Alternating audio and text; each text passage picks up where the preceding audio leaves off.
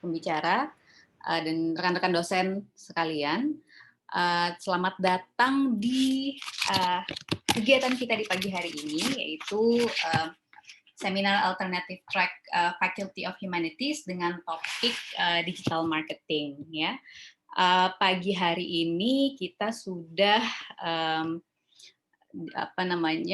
sudah hadir bergabung bersama kita dua orang pembicara. Yang pertama adalah Pak Maulana Kristanto, yaitu Chief of Experience and Analytics di ruparupa.com, dan juga Pak Nasih Taufik, Social Media Lead di Tokopedia. Selamat datang Pak Maulana, Mas Nasih. Terima kasih, Bu Dian. Ya. Ya, terima kasih, Bu Baik. Dian. Selamat pagi semuanya. Iya. Baik, pagi hari ini kita sudah kehadiran berapa nih? Ada 120-an barangkali ya mahasiswa dari Fakultas Humaniora di Bina Nusantara University, di Universitas Bina Nusantara, yang berasal dari kurang lebih berapa nih? 7 jurusan ya di Fakultas Humaniora. Nah, mungkin barangkali sedikit kami sampaikan ke Mas Nasik dan juga Pak Maulana latar belakang terkait sharing session yang kami adakan di pagi hari ini.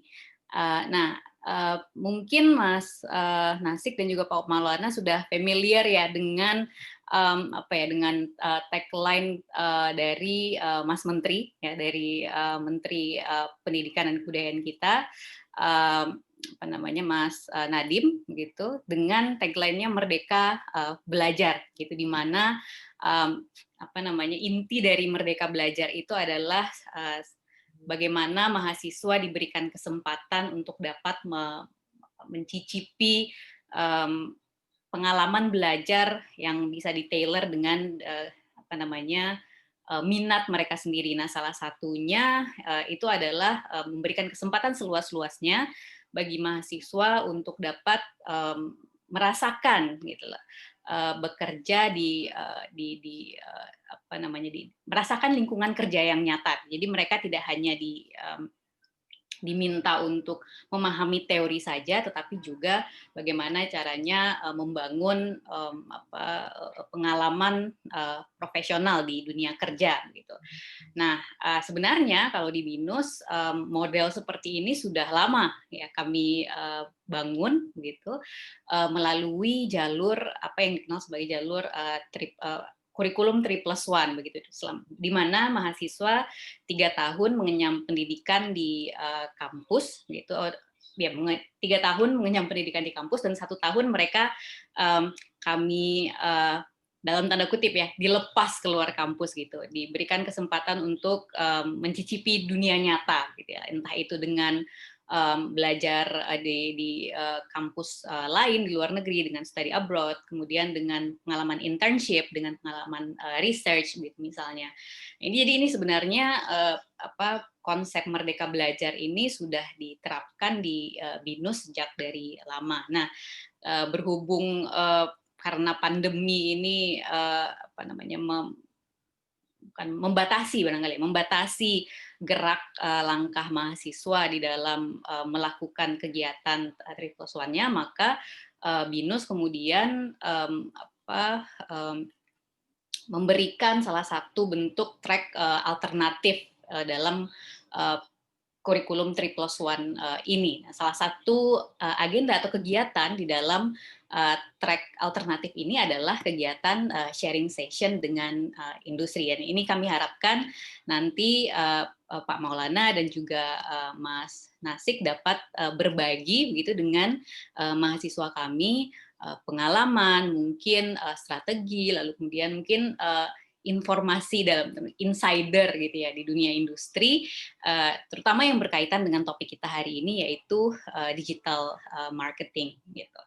Nah, untuk pagi hari ini sampai jam 12 nanti, sampai siang nanti, kita akan mungkin untuk teman-teman mahasiswa ya, kita akan mendengarkan dulu paparan dari Pak Maulana dan juga Mas Nasih ya. Nanti selama 30 menit kita berikan waktu untuk Pak Maulana, kemudian 30 menit juga untuk Mas Nasih menyampaikan paparannya, lalu kemudian kita diikuti dengan sesi tanya jawab. Jadi bagi teman-teman mahasiswa, saya rasa ini jadi salah satu kesempatan yang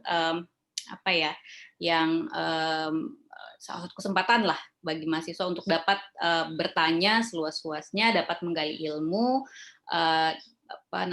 menggali insight dari pengalaman kedua pembicara kita pada pagi hari ini dalam pengalaman profesional mereka begitu di bidang masing-masing, dan nanti harap diperhatikan dan kemudian silahkan kalau ada pertanyaan teman-teman boleh tuliskan saja di kolom chatnya, nanti akan saya rangkum dan kemudian tanyakan kepada pembicara kita di pagi hari ini. Nah, untuk pembicara pertama adalah Pak Maulana Kristanto. Tadi sudah saya sebutkan, beliau merupakan Chief of Experience and Analytics di ruparupa.com. Mungkin sedikit background dari Pak Maulana saya sampaikan di sini. Pendidikan Pak Maulana menempuh pendidikan di statistik IPB, begitu ya Pak ya. Lalu kemudian dalam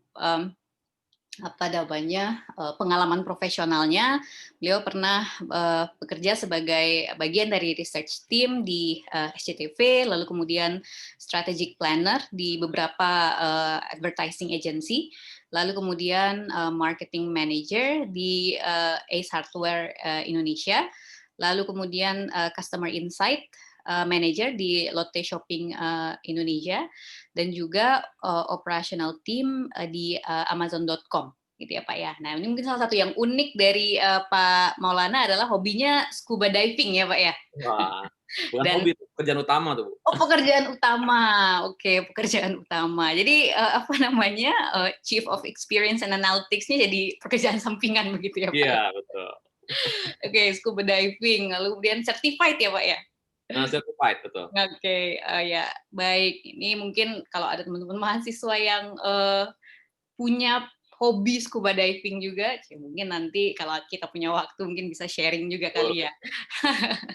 Baik, mungkin tanpa memperpanjang pembukaan ini, dan mungkin teman-teman mahasiswa sudah nggak sabar ya mendengar paparan dari Pak Maulana. Saya berikan waktu dan tempat kepada Pak Maulana.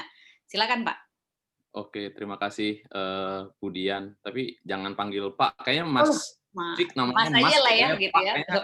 Mas Maulana dan Mas Nasih, baik kalau begitu. Beda janggot bukan berarti lebih tua ya. Ini sesuai dengan tradisi sebagian besar kami di humaniora nih. Mas dan Mbak. Oke, baik Mas. Selamat pagi atau selamat menjelang siang semua teman-teman di BINUS. Ini sebenarnya kemarin saya di kontak sama Bu Maria mengenai acara ini. Sebenarnya ya, kalau tadi Bu Dian bilang ada praktek lapang kalau di BINUS itu setahun. Nah, kebetulan salah satu perusahaan yang menggunakan fitur itu dari BINUS adalah Rupa-Rupa. Jadi Rupa-Rupa tuh banyak banget ngambil anak magang atau intern dari BINUS yang luar biasa, berguna banget lah buat kita, dan mereka juga banyak belajar. Dan yang paling penting adalah kebanyakan setelah magang, setelah intern langsung kerja gitu. Itu yang paling penting. Tanpa ada yang aling-aling langsung masuk ya. Jalur khusus. Jalur khusus. Iya. Oke, saya perkenalkan dulu. Jadi nama saya Maulana Kristanto. Jadi ya saya bilang main job saya adalah scuba diving instructor. Jadi saya sebenarnya ngajar diving kayak gitu. Nah, jadi side job saya malah experience and analytic teams di Rupa-Rupa. Jadi dibalik ya. Soalnya bekerja harus senang. Nah, jadi ya senang duluan baru yang pusing belakangan. Oke. Nah, jadi saya mau ini kan karena membahas mengenai kemana mahasiswa praktisi di dunia pekerjaan itu seperti apa sih. Nah, saya mau menjelaskan sedikit mengenai career path ya kalau tadi dibilang. Jadi saya sebenarnya dari statistik, terus saya masuk ke riset tim di SCTV. Nah, dari riset itu lalu saya masuk ke strat plan, strategic planning buat di advertising agency, lalu masuk ke marketing, dunia marketing. Nah, dari situ ada masuk ke customer insight, dan bahkan sempat kebetulan sempat pindah ke luar, terus saya di operation, di tim operationnya waktu itu di Amazon. And then ketika balik ke Indonesia, saya masuk ke customer experience di Rupa-Rupa. Nah, jadi saya mau ngasih lihat kalau career path ini tuh nggak selalu mulus, nggak selalu in the right way ya kalau kita bilang ya. Karena dari riset loncat ke konsultan masih mending lah ya. Jadi ke customer insight masih mending, marketing itu beda gitu. Terus operation apalagi. Jadi saya mengurusin customer mulai dari dia order, deliver sampai happy gitu ya di Amazon, itu saya ngurusin. Jadi itu beda banget tuh sama pekerjaan yang saat ini. Dan kebetulan yang customer experience ini ya sedikit banyak pengalamannya dari sana. Jadi memang di sini kan ada mahasiswa psikologi, ada sastra Jepang, sastra Inggris, sama satu lagi itu saya lupa apa ya, ada 4 kayaknya. Nah, HI. sorry? HI, karena Oh, saya dari HI, HI. hubungan internasional. Nah, jadi yang mau saya bilang adalah career path itu nggak selalu seperti itu aja. Jadi kalian bisa menemukan sesuatu yang menarik dan mencoba. Jadi salah satunya ya kayak saya ini. Jadi loncat-loncat lah kayak kutu loncat gitu. Nah, lanjut. Sorry. Nah, kita mau nanya sebenarnya customer experience tuh apa sih sebenarnya gitu. Nah, jadi sebenarnya ini kalau menurut saya itu, ini sorry kalau bahasa Inggris saya typo atau nggak benar, karena di sini ada sastra Inggris kayaknya lebih jago kalian semua. Karena saya statistik biasanya ngitung data, jadi nulis bahasa Inggris agak pas-pasan. Nah, jadi customer experience itu menurut saya itu seksi job sekarang. Jadi semua orang pada ngomongin customer experience, customer experience, customer experience. Kenapa sih gitu? Nah, karena semua orang pengen namanya customer centric. Jadi semua orang ngomong on behalf of the customer gitu. Kalau zaman dulu saya waktu di marketing S Hardware, saya bilangnya brand saya tuh seperti ini. Jadi customer-nya harusnya ngikutin. Gimana caranya brand itu customer itu bisa menerima kita. Nah, kalau sekarang enggak, dibalik nih. Nah, makanya customer centric ini itu menjadi sesuatu yang menarik lah kalau sekarang saat-saat ini. Jadi ini mungkin sejak tahun 2018 atau 2017 lah, orang udah mulai lari ke sini nih, customer experience. Bahkan dari yang tadinya cuman analogical sampai kita mainin data. Jadi di tim saya salah satunya adalah tim big data. Jadi kita nggak hanya ngomongin cuman user interface, user experience, tapi juga ada ngomongin data. Seperti apa sih mereka customer itu gitu. Nah,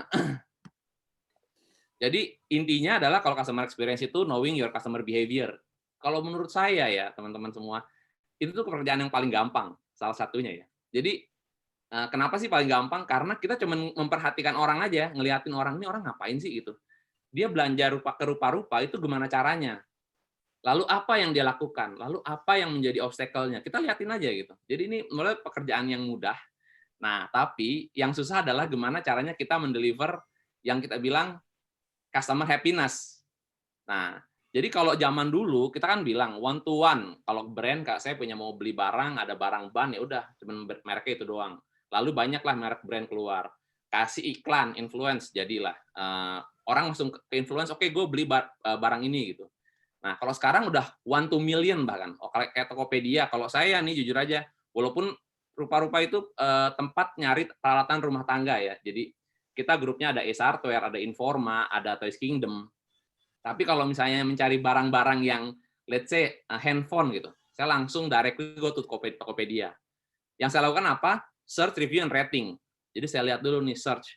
Bahkan kalau dulu fiturnya masih ada, kalau sekarang kayaknya agak nyumput-nyumput di Tokopedia, yaitu adalah pembelian terbanyak. Karena kita yakin, as a customer, sebenarnya yang paling banyak dibeli adalah sebenarnya produk yang paling benar, yang paling tepat itu. Nah, kalau sekarang tuh udah kayak gitu, dan bahkan udah banyak banget penjual dengan barang yang sama. Nah, kalau nanti, kita nggak tahu nih. Nah, ini adalah stepping stone yang harus yang biasanya ya kita analisa. Sebenarnya customer ini mau apa sih? Dan changing behavior-nya itu luar biasa cepat gitu. kita waktu sebelum COVID itu tuh kayaknya adem ayem, ya oke lah ya, sales, terus tiba-tiba COVID, and then wah itu udah luar biasa, berkah buat kita ya sebenarnya ya, karena semua orderan masuk begitu luar biasa banyak. Tapi memang di balik itu banyak customer experience yang akhirnya kita tahu, oh ini ternyata nggak bisa begini ya, karena changing behavior banget gitu. Nah, jadi aim kita sebenarnya di customer experience adalah customer happiness. Nah, gimana caranya bikin customer itu happy? Itu aja sih. Kenapa? Nah, karena ketika customer happy, jadi conversion kan, belanja di kita. Ketika belanja, dia retain terus belanja di kita, akhirnya make a good business. So, balik-balik intinya ya kalau di pekerjaan nanti ya, walaupun saya bilang, wah ini enak nih, gampang, tapi back to the business. Jadi ngapain sih sebenarnya buat ini? Gue mau bikin customer happy buat apa? Ya buat bisnis. Gimana caranya bisnis ini juga bisa kita dukung ya dengan cara ya ini, kita lihat experience-nya lah, kurang lebih kayak gitu. Nah, ini saya sebenarnya ngambil video dari YouTube, jadi kalian juga bisa nonton dari YouTube, dan banyak banget reference dari YouTube. Nah, tapi ini menurut saya yang menarik ya. Nah, ini coba kita nonton bareng-bareng. What is customer experience and why is it important? Thanks to the rapid innovation and adoption of social and mobile technologies, customer behavior, attitudes, and motivations are changing rapidly. As a result, customers are becoming more sophisticated and have many more goods and services choices available to them. Traditionally, organizations have focused on the marketing activities that are likely to increase sales figures, taking an organization-centric view of service that is based mainly on a snapshot of their customer's perspective. However, this means not focusing efforts on the moments of truth, those moments that leave a lasting impression on customers, either good or bad. Understanding customers requires more than a snapshot. Instead, it needs ongoing, deep listening to what motivates, delights, or even annoys customers. This level of understanding, coupled with applying measures to quantify exactly what customers want, should be used to transform the organization and ensure that a positive customer experience is delivered. Organizations must listen to customer trends, needs, thoughts, and feelings based on the cognitive, emotional, behavioral, sensorial, and social responses to an organization's offering during the entire customer journey. This means all touch points at all stages of engagement with an organization, from realizing the need for goods or services through purchase, use, recommendation, and repurchase. In short, an organization needs to understand all elements of the entire customer experience and, crucially, develop empathy for its customers, because if they don't, customers may look elsewhere, which may well lead to an organization's demise. Nah, jadi kurang lebih seperti itulah ya customer experience. Nah, makanya saya waktu kemarin dihubungi Bu Maria mengenai, ada apa, ada psikologi, wah ini cocok banget sebenarnya. Jadi nggak tahu ya, mungkin kalau zaman dulu mungkin psikologi jadi psikolog, mungkin ya, saya juga nggak tahu karena saya bukan di bidang itu, tapi sebenarnya kalian-kalian ini harusnya sangat bisa menjadi bagian of the customer experience team, karena kalian tuh lebih ngerti, gimana sih cara menghadapi orang, gimana sih cara menerka-nerka orang gitu, karena behavior-nya itu beda gitu. Nah, salah satunya adalah gimana caranya secara psikologi kita bisa tahu nih, kita bisa melihat nih.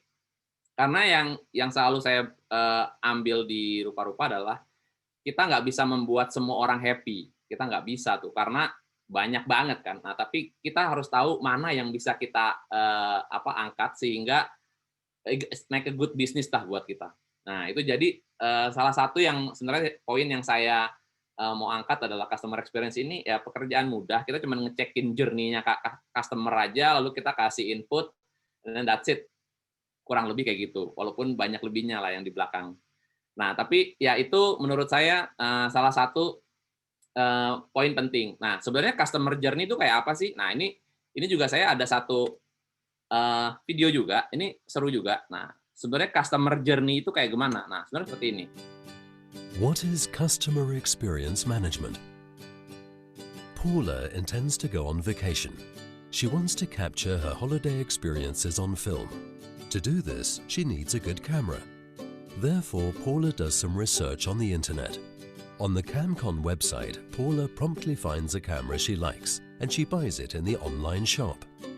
Already a couple of days later, Paula receives her order by mail. Delighted, she tears the package open and unpacks her camera. Everything seems to be okay, and Paula, of course, wants to take her first pictures immediately. But where's the rechargeable battery pack for the camera? No way! Did she overlook it when she ripped the package open? No. Obviously, by mistake, the battery pack has not been included in the delivery. To clarify this misunderstanding, Paula decides to call the CamCon hotline. After what feels like an eternity spent on hold, an irritated female voice picks up the phone at the other end. It takes Paula a very long time to persuade the agent to send her the missing battery pack. As after 2 weeks the package has still not arrived, Paula starts to become impatient and writes an email to customer service. But she does not receive any answer to her inquiry. Enough is enough. Paula furiously hurries to the next CamCon shop and returns the camera. Frustrated, Paula spreads the news about her negative shopping to her Facebook friends. For CamCon, the story ends in a vicious circle. They lose Paula as a customer due to her bad experience, and thus also miss their chance for future additional sales and repurchases. The whole issue cost them a lot of effort.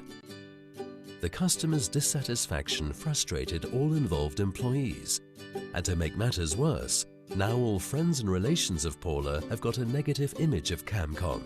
They will all think very carefully before buying a camera from this company. What could CamCon have done differently in this case? PDAS, the customer care company, supports you in answering this question and in creating positive customer experiences. PDAS helps organizations such as CamCon improve their customer experiences and design them in a unique way. Efficient and customer-focused service processes create positive customer experiences. Paula's call is immediately received by a friendly CamCon service agent. She apologizes for the company's mistake and confirms that the battery charger will immediately be supplied. But not only that, the agent also suggests that Paula borrows a camera free of charge from the closest CamCon shop so that she can also take pictures during delivery time.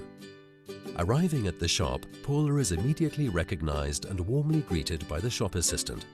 She joyfully hands out a voucher for a CamCon photography course to Paula as a compensation for her inconveniences. Wow! Customer experience management makes companies more successful. Customers become fans and are loyal. They recommend the company to others and thus increase sales. Thanks to transparent service processes, efficiency and satisfaction of your employees increase. Employees are motivated when they can enthuse their customers. What is your next step? Oke, jadi, nah sebenarnya kita kan gampang ya, kita lihat tinggal customer journey-nya seperti apa sih, seperti ini gitu. Kita lihat dari dia mulai belanja, lalu dia menerima produk, ternyata produknya nggak ada yang kurang, dia telepon ke customer service, gimana cara return-nya, lalu ketika udah ada return, gimana after sales-nya, nah sampai dia itu happy. Nah perjalanan itu panjang gitu. Jadi ini adalah sebenarnya siklusnya si customer experience gitu.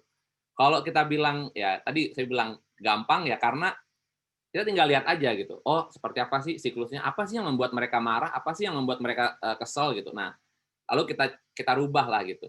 Nah, tapi ini kita coba ke semua jenis customer dan ke semua tipe behavior sehingga nah itu yang agak nanti sebenarnya agak kompleksnya di bagian situ. Tapi secara grand design-nya ya sesimpel itu, gimana caranya customer itu dia belanja barang, mau dari intention membelanja barang sampai dia happy, nah itu seperti apa? Kurang lebih kayak gitu. Jadi itu adalah siklusnya untuk customer journey ya dan customer experience. Nah, sebenarnya kalau udah kita tahu nih, nah kita tuh mau ngapain sih? Nah, kita harus riset dan analyze. Nah, setelah itu kita bilang ke semua orang. Nah, jadi ini poin pentingnya adalah kita harus bilang ke semua orang. Kalau misalnya kita tahu, oke ini ada, let's say Maulana nih dia belanja dia nggak happy, ya udahlah biarin aja. Akhirnya tim operation-nya nggak tahu apa yang terjadi. Tim marketingnya tetap aja nge-push dia suruh beli kamera gitu ya, atau handphone. Dia makin kesel kan. Akhirnya jadi churn customer, jadi dia malah cabut pergi dari tempat kita. Jadi kita harus benar-benar riset, analisa, lalu kita lempar nih ke semuanya, ke tim UI UX. UI UX itu user interface sama user experience. Jadi gimana semua langkah yang customer dapatkan di website, di mobile apps, di mobile web itu dia harus tahu dan dia harus benerin. Lalu kita ngomong ke tim tech-nya, gimana caranya mereka lebih gampang dalam melakukan return. Gitu. Dari tim konten tuh isi dari barang gitu ya, produk detail kalau kita bilang, produk detail page. Gimana caranya kita bisa tahu, oh ternyata nih jangan-jangan dia marah-marah, padahal di konten itu disebutkan kalau baterainya ini emang nggak termasuk, ya kayak gitu-gitulah. Lalu di operation, gimana caranya ketika dia nelfon atau dia balikin barangnya, itu harus cepat diresponnya. Nah, marketing jelas, kita harus tunggu, wait nih, kalau misalnya dia ternyata masih kesel, kita kasih insentif. Lu kasih insentif deh buat si Maulana tuh, biar dia tetap jadi customer kita gitu. Dan yang terakhir adalah merchandising. Nah, kita harus bilang nih, ternyata ada barang yang beli barangnya tapi isinya kagak ada, baterainya nggak ada nih. Lu harus benerin ya gitu. Nah, ini pekerjaan yang menurut saya lebihnya ya. Jadi kalau ngelihat customer journey-nya, kita lihat gampang. Karena kita punya tools, banyak tools-nya ya. Jadi kita lihat dari tools, kita ada analitiknya, kita lihat.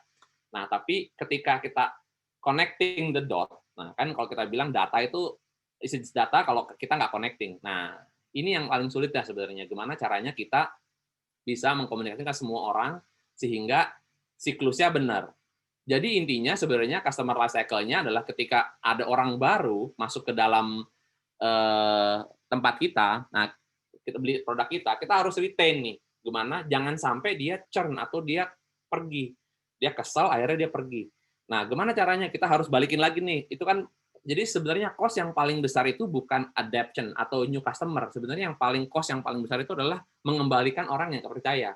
Karena lebih susah kan, kalau kita nih kalau udah diputusin sama pacar kan mau dibalikin lagi, aduh gue percaya nggak percaya nih ya gitu. Tapi kalau orang baru, wah gue nggak tahu nih ya, kayaknya boleh. Makanya sebenarnya cost paling untuk churn atau resurrection itu paling besar. Jadi ini yang harus kita jaga sehingga customer itu tetap di-retain di tempat kita. Jadi jangan pindah gitu. Nah, balik lagi kalau di rupa-rupa ini kan tadi satu hal yang ngomongin di website. Nah, di rupa-rupa karena kita adalah grupnya kawan lama. Jadi kita ada S-Hardware, ada Informa. Kita juga punya namanya O2O. Ini salah satu lagi nih. Jadi customer experience juga termasuk bagian ini. Gimana caranya kalau ada customer masuk, dia bisa melihat semua visibility-nya toko kita. Nah, jangan sampai kita nggak lihat nih, touch point-nya apa aja. Nah, ini kita lempar nih ke marketing. Nih, marketing, touch point-nya di sini-sini aja nih. Nah, mereka akan bikin. Nanti mungkin Mas Nasik akan menjelaskan mengenai digital marketing lebih dalam ya. Nah, lalu ketika dia masuk ke website, masuk ke mobile app, dia tahu nih barangnya ada di mana, seperti apa. Nah, lalu belinya seperti apa gitu. Nah, karena di omnichannel atau O2O ini mungkin saya bisa bilang kalau rupa-rupa dan S-Hardware dan Informa dan Tosinem baru pertama kali yang mungkin ya punya sistem omnichannel ya O2O. Jadi kalau misalnya kalian beli di website bisa. Pergi ke toko juga bisa. Nah, after sales-nya pun mau pakai website, mau di toko bisa. Jadi kita punya journey-nya lumayan panjang. Ini kalau di ACE ya kurang lebih ya. Ketika kalian mau masuk ke toko, kalian tuh tahu nih, oh mau ke toko mana, lalu barang mau dicari apa, nah itu penting tuh. Terutama di pandemi seperti ini, semua orang ketakutan masuk ke dalam toko karena takut COVID lah, takut ada bersentuhan lah. Makanya di sini less touch gitu. Mereka bisa nge-scan barcode barang, lalu dia bisa belanja tanpa harus bersentuhan dengan orang, tanpa harus nanya. Ketika mau nanya produk ini seperti apa, dia tinggal nge-scan, lalu dia langsung bisa tahu nih produknya detailnya seperti apa. Nggak perlu lagi nanya sama mas-masnya. Nah, terus kalau udah bayar pun pakai aplikasi aja. Habis itu dia tinggal keluar. Mau di delivery bisa, mau diambil sekarang bisa, atau mau makan dulu, keluar, terus habis itu balik lagi ngambil juga bisa. Dan ketika delivery, after sales-nya kita harus juga bisa nih benerin. Gimana caranya ketika beli barang, let's say rumah di BSD, lalu saya belanja barang di Alam Sutra, rumah saya dekat teras kota, teras kota. Gimana caranya ketika saya beli barang, saya mau balikin ke teras kota, bisa apa enggak? Bisa. Nah, ini salah satu another thing yang di rupa-rupa yang lagi exploring banget, karena seperti kalian tahu ya, Amazon aja sekarang udah punya toko. Nah, ini yang akan kita really adopt. Jadi dari digital to apa namanya offline ya, online to offline, and offline to online. Jadi benar-benar seamless lah, kurang lebih kayak gitu. Nah, jadi sebenarnya balik lagi nih, itu siapa sih gitu? Mereka tuh siapa? Nah, itu bisa kalian semua. Nah, ini tuh kalau saya bilang nggak harus departemen statistik gitu, karena ada datanya. Enggak. Karena kita juga punya departemen yang mengurusi behavior orang. Dia melihatnya dari sisi gimana caranya orang ini berinteraksi gitu. Kita tahu, oh orang ini tuh seperti ini ya, orang itu seperti ini ya. Nah, jadi bisa kalian, bisa orang psikolog. Terus kalau misalnya mungkin sastra Inggris atau sastra Jepang juga bisa menurut saya ya. Karena ya bisa ngomong apa namanya membahasakan produknya ya mungkin ya. Terus apalagi kalau hubungan internasional ya mungkin juga bisa ya. Jadi saya bilang ini praktis pekerjaan ini tuh menurut saya unik. Jadi baru booming dan harusnya semua orang tuh bisa. Jadi jangan takut nih.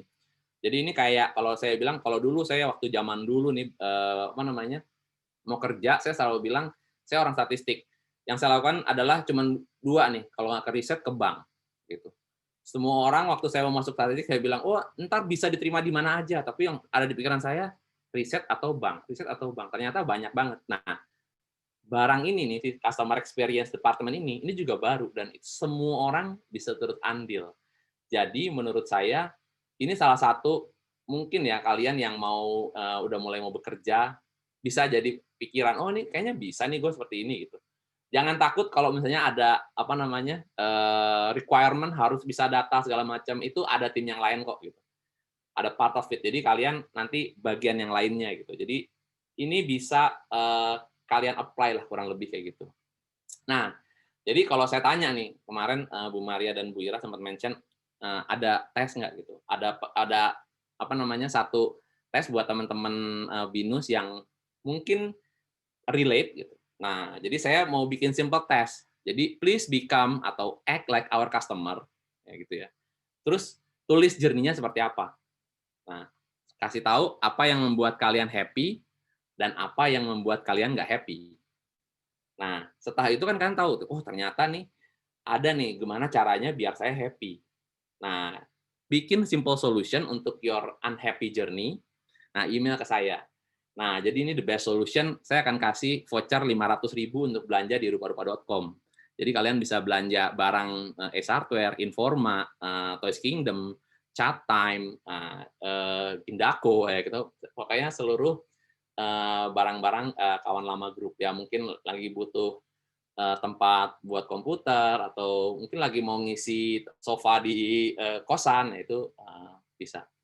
Oke, jadi kurang lebih itu mengenai si customer experience. Jadi ya saya mau ngambil balik lagi ya, mau ngambil satu hal yang sebenarnya ini kalian tuh bisa gitu. Jadi jangan takut mencoba karena customer experience ini mudah. Tinggal kalian nanti dipraktisi di lapangan pekerjaannya tinggal sambil jalan. Jadi harus nyobain karena ini seru. Oke, paling itu aja sih Bu Dian. Terima kasih. Thank you.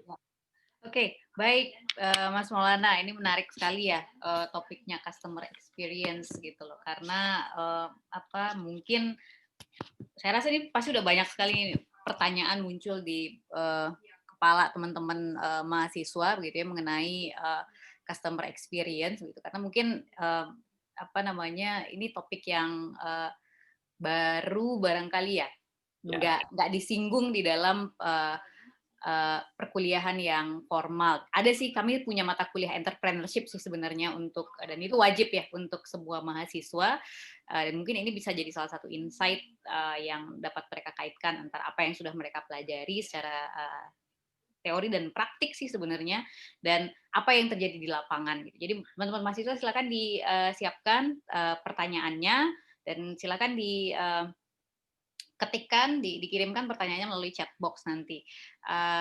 Tapi dan jangan lupa tadi ya yang paling terakhir, yang paling penting nih kayaknya nih ya apa kompetisi, gitu. Apa sih namanya untuk memperebutkan voucher senilai 500.000 gitu di rupa-rupa.com gitu dari Mas Maulana ya. Bisa chat time buat satu angkatan nggak ya? Bisa itu traktir chat time satu angkatan ya kayaknya ya. Iya, iya. Oke, kalau yang mau berbagi, kalau yang enggak ya Bisa, betul. sendiri. Oke, mungkin kita bisa lanjutkan dulu ke pembicara kita yang kedua, ada Mas Nasih ya. Mungkin sebelum Mas Nasih memulai paparannya, saya bacakan sedikit CV dan juga background dari Mas Nasih. Mas Nasih Taufik merupakan saat ini bekerja sebagai social media lead di Tokopedia. Dia menempuh pendidikan di komunikasi UMM Universitas Muhammadiyah Malang dan setelah lulus begitu ya, sempat bekerja di Korek Api Kreatif, lalu kemudian di Talklink dan ThinkWeb kemudian bekerja di Tokopedia selama kurang lebih 3 tahun, hampir 4 tahun terakhir. Jadi mungkin untuk tidak memperpanjang pembukaan, saya rasa saya akan berikan waktu dan kesempatan kepada Mas Nasih. Silakan Mas Nasih untuk. Oke, terima kasih Bu Dian. Selamat pagi semuanya. Salam kenal, nama saya Nasik. Saya di Tokopedia sekarang di sosial media. Nah, kalau Pak Maulana tadi nge-share 500.000 untuk jadi hadiah kuisnya, wah ini jiwa kompetitif saya langsung kasih apa nih gitu kan. Wah, ini ada Johan. Di sini ada Johanna juga nih, tim people dari Tokopedia nih. Kita kasih apa nih Johanna? Oke, yang pasti kita akan kasih ilmu lah apa yang pernah kita lakukan, terutama di tim saya sendiri. Apa yang pernah kita lakukan, terus bagaimana, apa sih digital marketing itu gitu kan. Sebelumnya saya mau share screen dulu. Sebentar.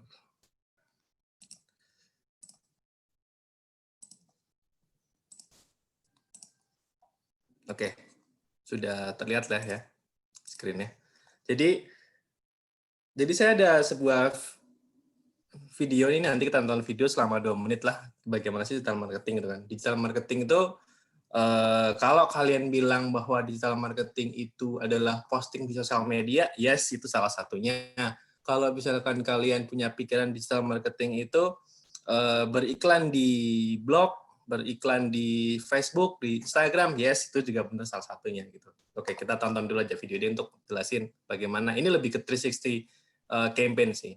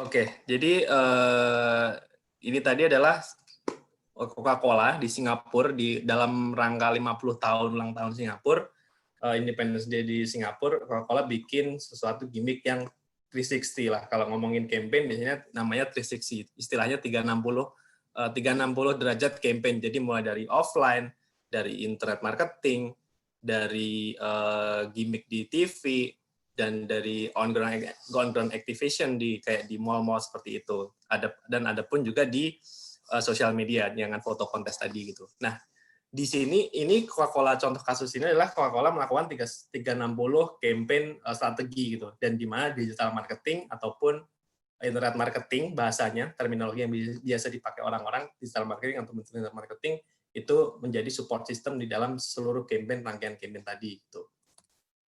Nah, oke, agenda pagi ini tuh sebenarnya kita ada 3 hal yang utama adalah apa sih digital marketing gitu kan, terus apa digital marketing ataupun internet marketing lah bahasanya.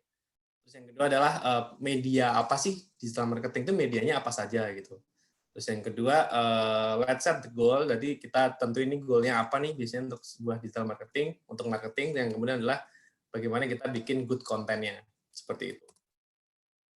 Nah, kalau ngomong digital marketing atau internet marketing, apa sih digital marketing? Tadi yang sempat saya singgung di awal bahwa kalau kalian punya pikiran bahwa digital marketing itu bikin postingan di sosmed, yes itu benar. Bikin postingan di KOL atau selebgram itu benar juga. Bikin postingan di YouTube benar.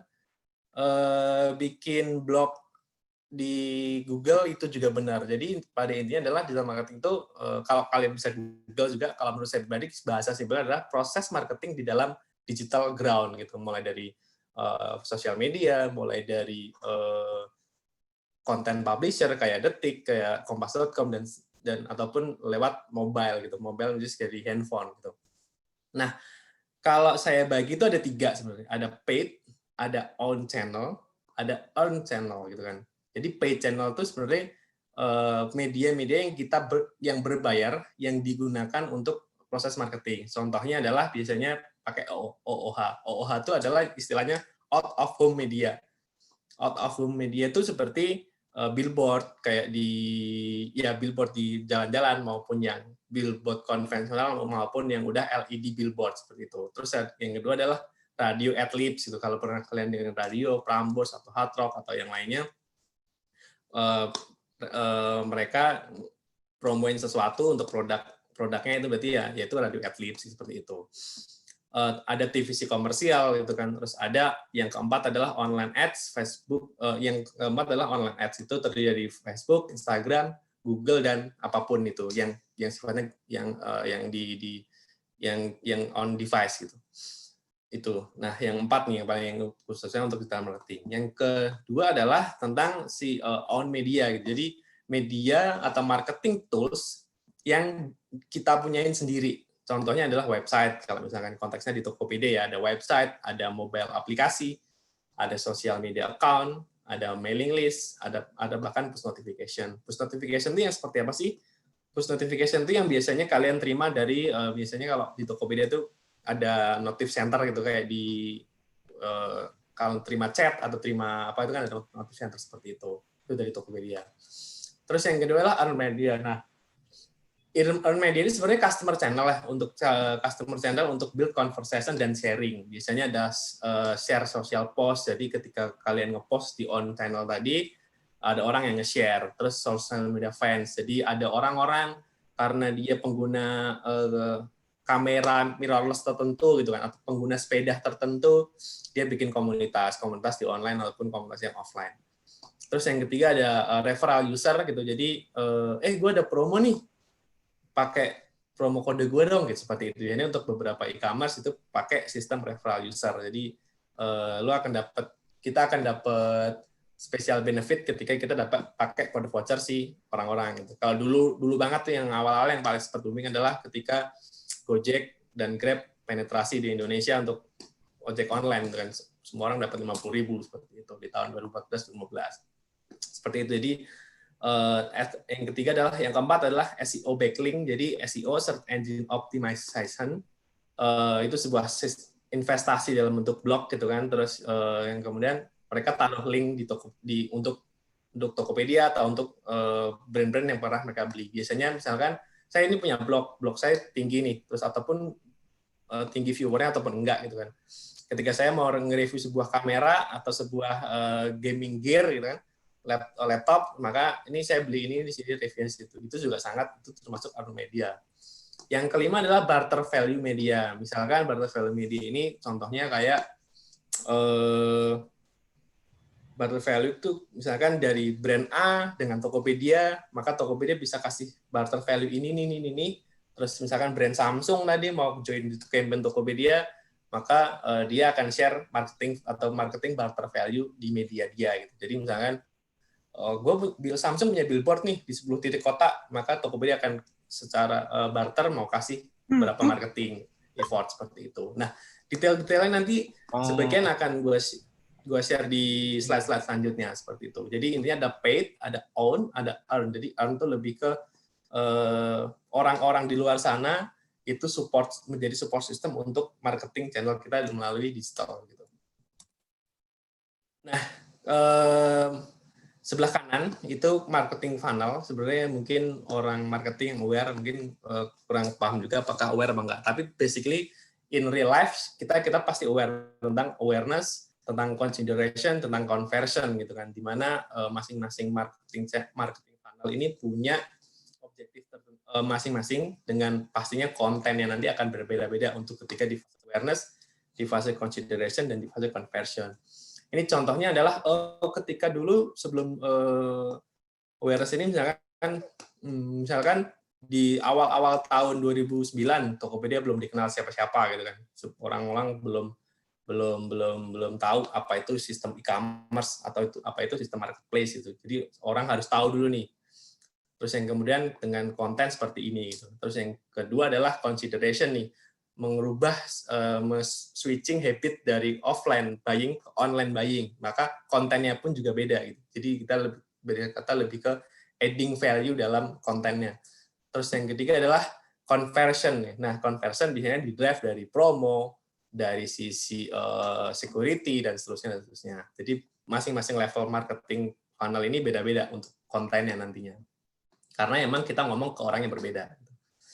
Terus digital marketing channel itu ada, kalau bisa gue garis besarin, ada 5 lah. Satu internal channel, yaitu push notification di Tokopedia ya, push notification, email, SMS, ataupun notif center. Terus ada display marketing. Display marketing itu lebih ke platform-platform rekanan kayak Facebook Family App, itu ada Facebook, Instagram, Twitter, gitu. Terus ada Google, ada istilahnya yang paling baru double click bid manager gitu. Nanti penjelasannya detailnya akan ada di slide selanjutnya. Terus yang ketiga adalah search engine marketing, atau mungkin kalian biasa istilahnya adalah SEM. Ada SEO, ada SEM gitu kan. Jadi kalau SEO, search engine optimization, itu adalah yang gratis. Search engine marketing adalah yang berbayar. Jadi kita pasang keyword di Google, untuk keyword itu ketika diklik itu akan muncul produk kita, dan shopping ads yang nanti contohnya juga akan ada di bawah. Terus yang keempat adalah search engine optimization, yaitu SEO tadi. Bagaimana SEO itu kalau saya bilang lebih ke investasi jangka panjang, karena bukan sesuatu yang instan, tapi ketika itu sudah terbuild, infrastrukturnya bagus, maka itu akan menjadi support system dari digital marketing. Terus yang kelima, itu ada partnership. Nah, selain kita punya media-media yang kita punya sendiri, selain kita punya media yang kita earn sendiri, ada juga yang partnership. Jadi yang kita berbayar ke partner gitu. Misalkan ada untuk app install, jadi untuk install aplikasi, itu mungkin yang kedua adalah di browser. Ada di browser itu misalkan kalau pengguna Xiaomi mungkin ya, itu ada di browser ads, itu browsernya udah langsung ada Tokopedia-nya atau iklan di situ. Terus yang ketiga adalah affiliate, yang keempat ada ad network, mobile branding, price comparison website, dan targeting partner. Sebenarnya banyak banget gitu kan, banyak banget, dan mungkin nanti akan saya share beberapa di slide selanjutnya, akan saya share beberapa yang menjadi common things untuk dilakukan seorang digital marketer. Nah, itu tadi soal digital marketing dan beberapa highlight dari channelnya. Kita kita deep dive ke placement channel ya. Oke, yang pertama tadi paid ads gitu kan. Paid ads itu lebih ke paid ads itu yang tadi bilang adalah search engine optimization, SEM, search engine marketing itu. Di mana keuntungannya adalah satu dia targeted gitu kan. Yang kedua adalah lebih cepat, lebih instan daripada SEO. Yang keempat adalah dia akan langsung muncul di paling atas di Google Search. Terus kita nggak perlu ada banner, ada gambar gitu kan, langsung ada pakai keyword base. Nah, tidak untungnya itu adalah di berbayar gitu. Karena kita ya mau instan bayar ke lewat sistemnya bidding gitu. Terus depend on total budget yang mau kita spending. Terus yang ketiga adalah kompetitifnya tuh tinggi banget ketika kita ngomongin misalkan jual HP Samsung gitu kan.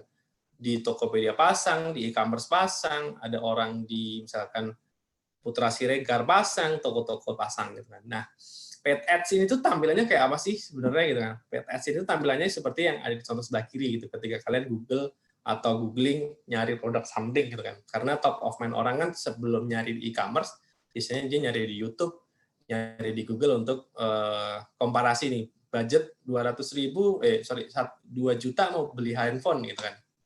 Nanti itu yang kita pakai keyword-keywordnya. Jadi tampilan paling atas itu adalah shopping ads istilahnya. Yang shopping ads itu ketika diklik langsung ke landing page-nya, ke link-nya gitu. Misalkan kalau di Tokopedia atau di link apapun yang kalian pengen taruh.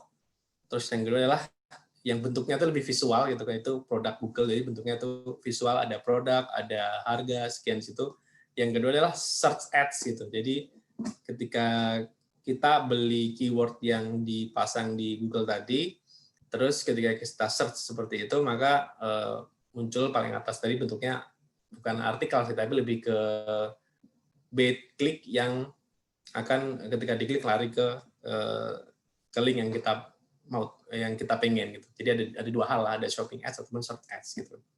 Nah, kapan kita pasang ini, kapan Tokopedia ataupun sebaiknya kita pasang atau menggunakan SEM ini, sebenarnya SEM ini sifatnya always on gitu. Jadi selalu ada. Jadi bukan tipe channel yang tutup dan buka dan tutup, matiin dan hidupin gitu. Karena emang kita harus komitmen spending untuk memaksimalkan keyword itu. Jadi kita beli nih, kita list of keywordnya, terus kemudian kita bukan beli, istilahnya itu bidding gitu. Jadi kita bidding mau keyword Samsung Galaxy S sekian, terus nanti ada ratusan keyword itu kita submit, terus kita akan spending untuk baca situ. Jadi kalau ditutup dan dimatiin, kendalanya adalah ketika ditutup, maka performance nanti akan nge-restart dari awal lagi gitu jatuhnya untuk ke depannya. Yang selanjutnya adalah display GDN. Ini kebanyakan adalah Google Display Network. Jadi rekanan-rekanan Google atau rekanan-rekanan Google yang menyediakan display atau kanvasnya lah seperti itu. Jadi ada di YouTube, ada di email, ada di browser Google seperti itu. Jadi keuntungannya tuh sama kayak GDN tadi, sama kayak SEM tadi, search engine marketing, dia lebih masif scale-nya. Jadi semua orang pakai YouTube, semua orang search di Google, semua orang punya akun email gitu. Bahkan akun email bisa dibilang udah kayak KTP gitu. Semua orang punya. Itu measurable performance-nya dan maximize, terus contextual engine. Nah, contextual engine itu dalam artian gue punya materi video nih, berarti ya kita akan pasang di YouTube gitu kan, seperti itu. Terus custom network, stroke effective target, jadi kita bisa customize nih, bisa customize mau di YouTube, mau di email dan seterusnya. Terus transparansi dan actionable insight and value. Jadi transparansinya, transparansi dari kita bisa track tuh semuanya. Kita bisa track antara yang klik sekian, terus performanya ditonton misalkan video ya detik pertama sampai detik ke-5 doang gitu, seperti itu. Terus bukan tidak keuntungannya atau yang memberatkan sebenarnya adalah option based. Jadi emang bidding gitu. Jadi kita bisa taruh budget spending sekian, belum tentu mereka akan kasih estimasi rich people-nya. Terus limited text, Terus bisa jadi kita target orang-orang yang salah gitu kan. Target orang yang salah. Makanya sebenarnya untuk beberapa digital marketing, untuk beberapa channel ada tricks and tips-nya gitu. Nah, kapan kita mau pakai GDN ini? Pada dasarnya kan semua orang punya browser ataupun website favorit ya, kayak YouTube, kayak orang sering buka email, sering buka YouTube. Jadi sehingga kita bisa mentargetin orang-orang itu sesuai dengan apa yang ingin kita mau. Seperti itu.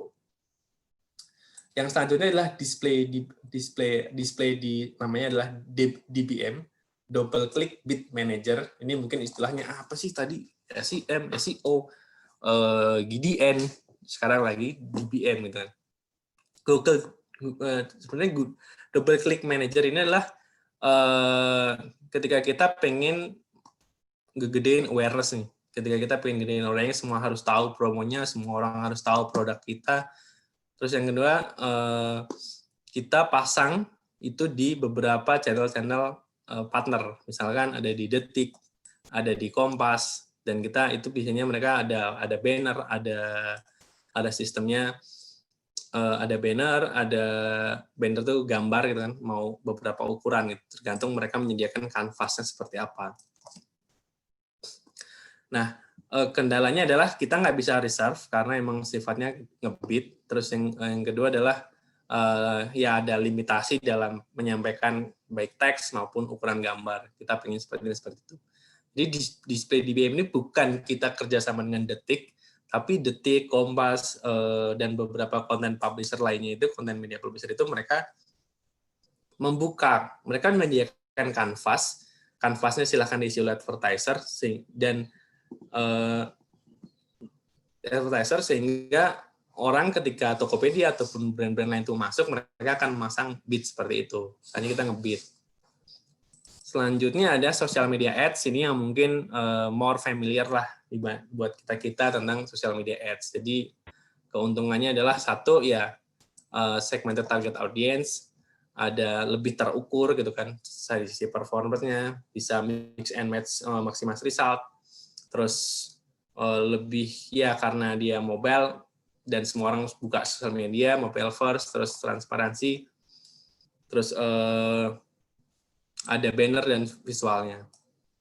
Nah, kalau ngomongin social media ads tuh ada Facebook ads, itu ada video, ada foto, ada Instagram ads, yang ada video dan foto juga, bahkan carousel gitu kan. Terus yang ketiga adalah yang biasanya dijalankan mereka adalah dynamic ads gitu. Dynamic ads ini yang mungkin kalau kalian familiar ketika kalian buka Facebook atau buka Facebook atau buka Instagram, ada iklan yang produk-produk rekomendasi yang biasanya adalah produk-produk yang terakhir kalian lihat di e-commerce atau di Google. Jadi gitu. Jadi ketika kalian misalkan buka alat-alat sepeda, maka kemungkinan yang muncul dynamic ads nanti adalah beberapa perlengkapan yang relate dengan sepeda seperti itu. Nah, kapan kita gunakan campaign ini? Sebenarnya sosial media punya biggest audience, chance-nya gede, terus lebih targeted juga. Jadi sangat recommended lah. Semuanya juga recommended sebenarnya. Sangat recommended untuk ketika kita menjalankan mau yang awareness, mau yang conversion ataupun yang transaksional seperti itu. Selanjutnya ada namanya partnership atau browser ad. Nah, ini buat kalian yang pengguna HP Xiaomi. Biasanya di Xiaomi itu ada, kalau di widget sebelah kiri yang home screen itu ada browser-browser yang biasanya Xiaomi gunakan untuk advertisernya gitu. Jadi kita kerjasama sama bukan Xiaomi, tapi lebih ke ada vendor gitu yang menghubungkan antara advertiser dengan si pemilik gitu. Jadi ini lebih ke top funnel marketing gitu kan. Jadi top funnel marketing tadi adalah awareness, karena semua orang pengguna Xiaomi berapa juta gitu kan di Indonesia, terus maka awareness itu good number of new user gitu kan. New user itu adalah orang-orang pengguna baru nih kalau khususnya untuk Tokopedia. Terus yang kedua drive massive traffic and transaction. User ini berkata orang yang belum pakai Android, terus kemudian beralih ke Android karena mungkin Xiaomi itu entry level dari segi harga gitu kan, entry level yang oke, maka ada potensial mereka itu belum menggunakan Tokopedia atau belum switching habit offline buying-nya ke online buying, sehingga itu potensial untuk new user gitu kan. Number of partnernya tuh stagnan ya, cuman Xiaomi dan Oppo, saya kurang tahu. Yang paling tahu sih Xiaomi sih, yang nggak banyak yang seperti itu, kayak iPhone itu kan nggak ada iklannya juga gitu. Terus push notification is limited, jadi mereka juga membatasi cap dari push notif di platformnya. Yang selanjutnya adalah partnership retargeting ads. Nah, ini sama kayak display dynamic ads tadi yang di Facebook. Ini adalah partnership retargeting ads. Berarti dia itu biasanya muncul di blog ataupun di channel konten-konten publisher kayak Detik, Kompas, dan seterusnya. Jadi ini juga kategori top funnel marketing untuk nge-share awareness sebaik-baiknya.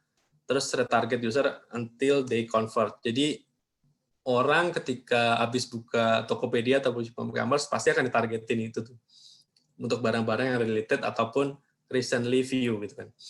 Misalkan ngelihat peralatan sepeda ya, maka dia akan diburu terus nih sampai akhirnya ketika dia udah beli nih, udah convert, ngeklik lewat vendor link materi iklannya tadi, maka kemudian biasanya itu akan hilang gitu.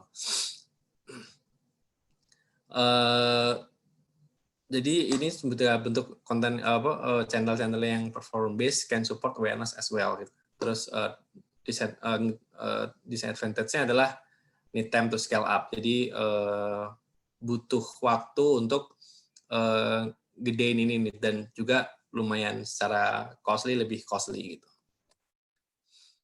Nah, selanjutnya adalah let's set goal and create good content gitu kan. Kenapa sih kita harus bikin good content, dan bagaimanakah kita harus bikin objektif yang super clear gitu.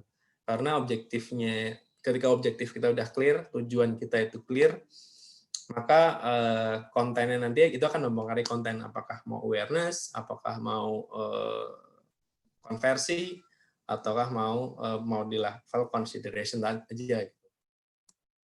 Nah, yang pertama adalah tentuin dulu nih marketing objektifnya apa. Set your clear goal and what kind of audience yang pengen ditembak gitu. Sebenarnya kalau mau nentuin marketing objektif itu mungkin kalau di Google atau di SlideShare ada beberapa rumusan lah gitu. Tapi kalau buat saya sendiri sebenarnya ada 3 lah garis besarnya. Ada penetration, ada conversion, ada frekuensi.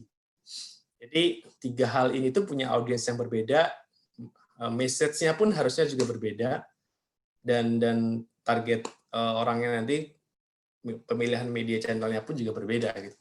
Soal penetration, apa sih penetration? Sebenarnya gini, penetration contohnya adalah kalau zaman dulu belum ada istilahnya kopi kekinian, kopi yang pakai cup lah, tuku lah, kopi kenangan dan seterusnya, habitnya orang masih minum teh atau masih minum chat time gitu kan.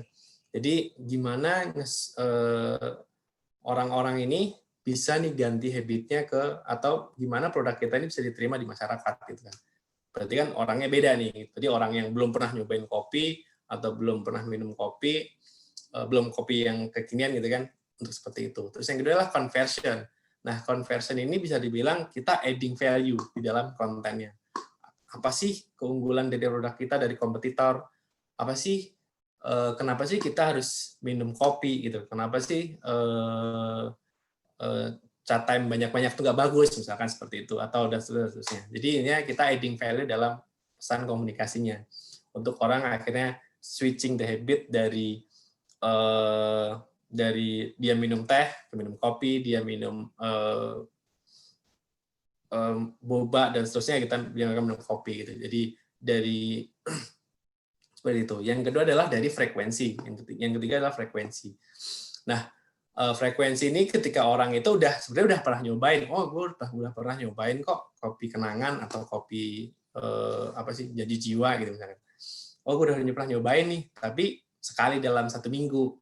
Nah, bagaimana pesan marketing nanti itu kita pengen mereka itu konsumsi kopi 2 kali sehari atau bahkan setiap hari sekali atau berapapun frekuensinya, maka orang-orang ini beda lagi nih.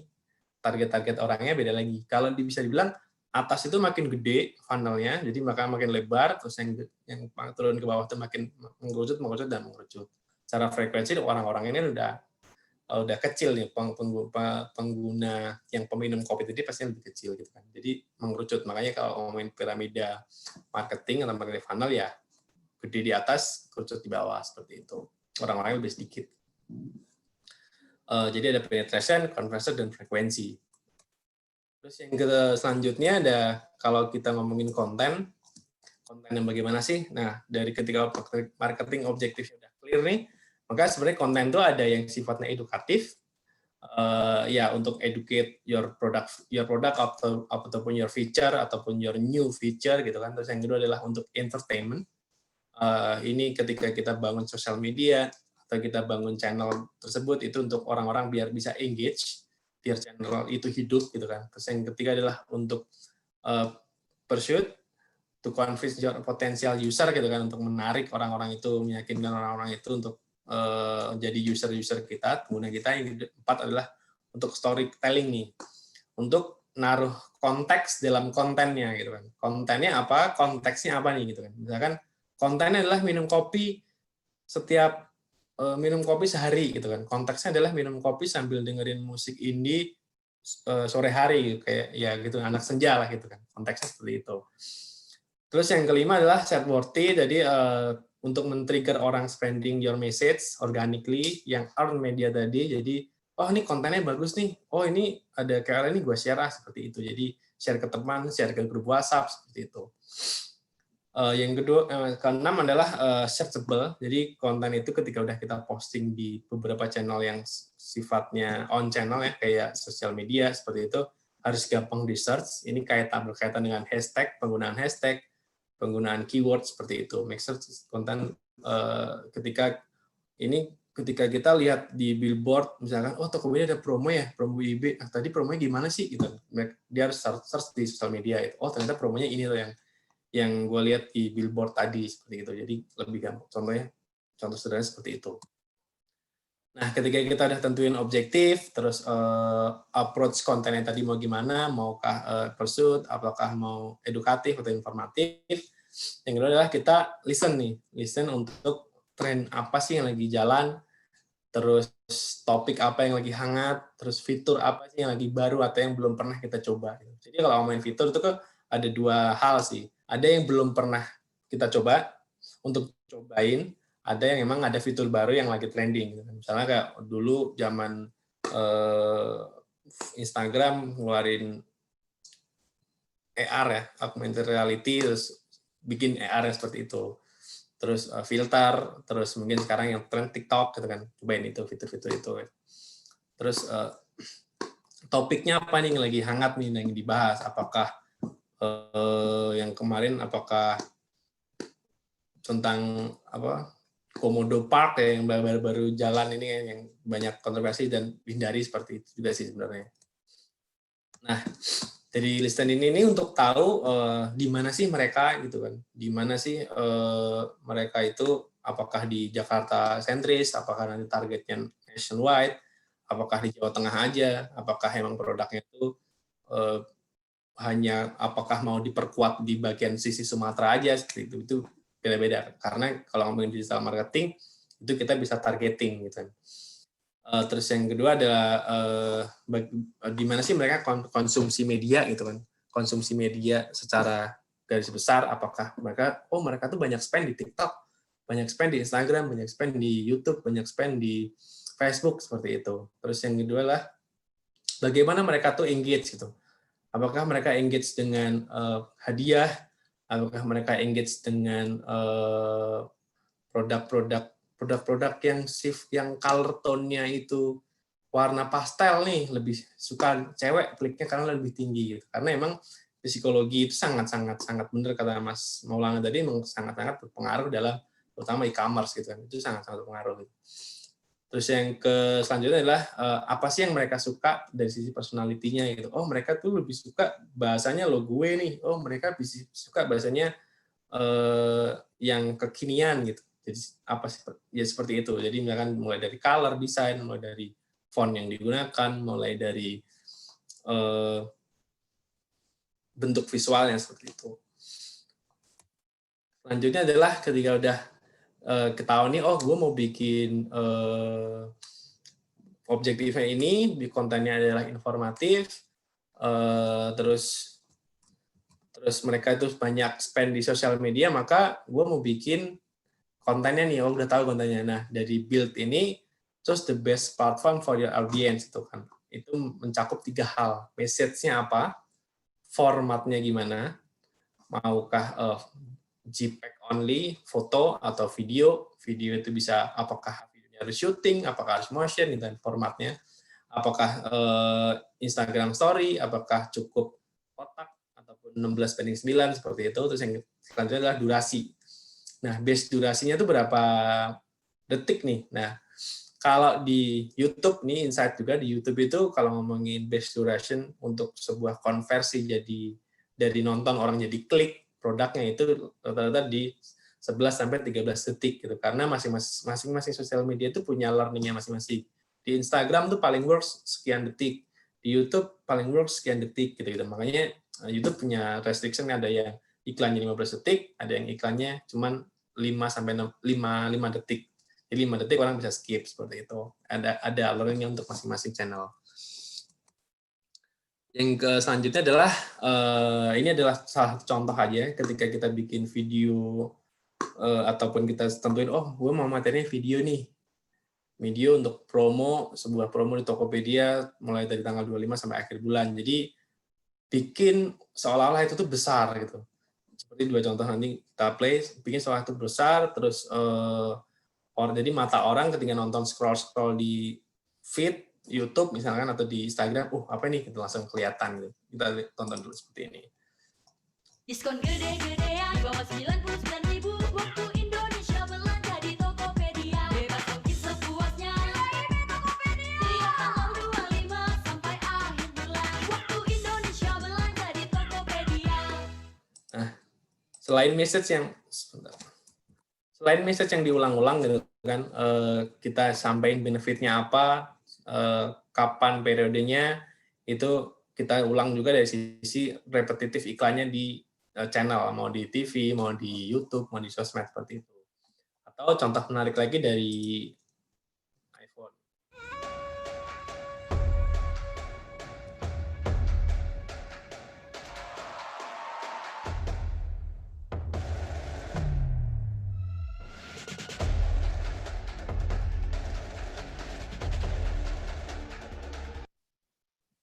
Jadi kalau kalian dengerin lewat earphone atau nanti mungkin bisa sendiri, berasa kayak gede banget gitu kan, apa sesuatu, something big is coming gitu kan. Jadi orang-orang ketika wah keren nih iPhone, wah keren nih promonya sini, seperti itu. Nah, ini slide terakhir, terima kasih. Jadi secara conclusion sebenarnya yang perlu kita perhatikan ketika mau jadi digital marketer itu satu, harus ya, digital marketing itu adalah produk yang baru, dulu nggak ada, sekarang ada, dan itu semua bisa dipelajari gitu. Mulai dari pemilihan channel, mulai dari pemilihan konten, mulai dari kita menentukan objektifnya apa. Bukan hal yang mustahil. Banyak juga teman-teman dari beberapa divisi, bahkan ada di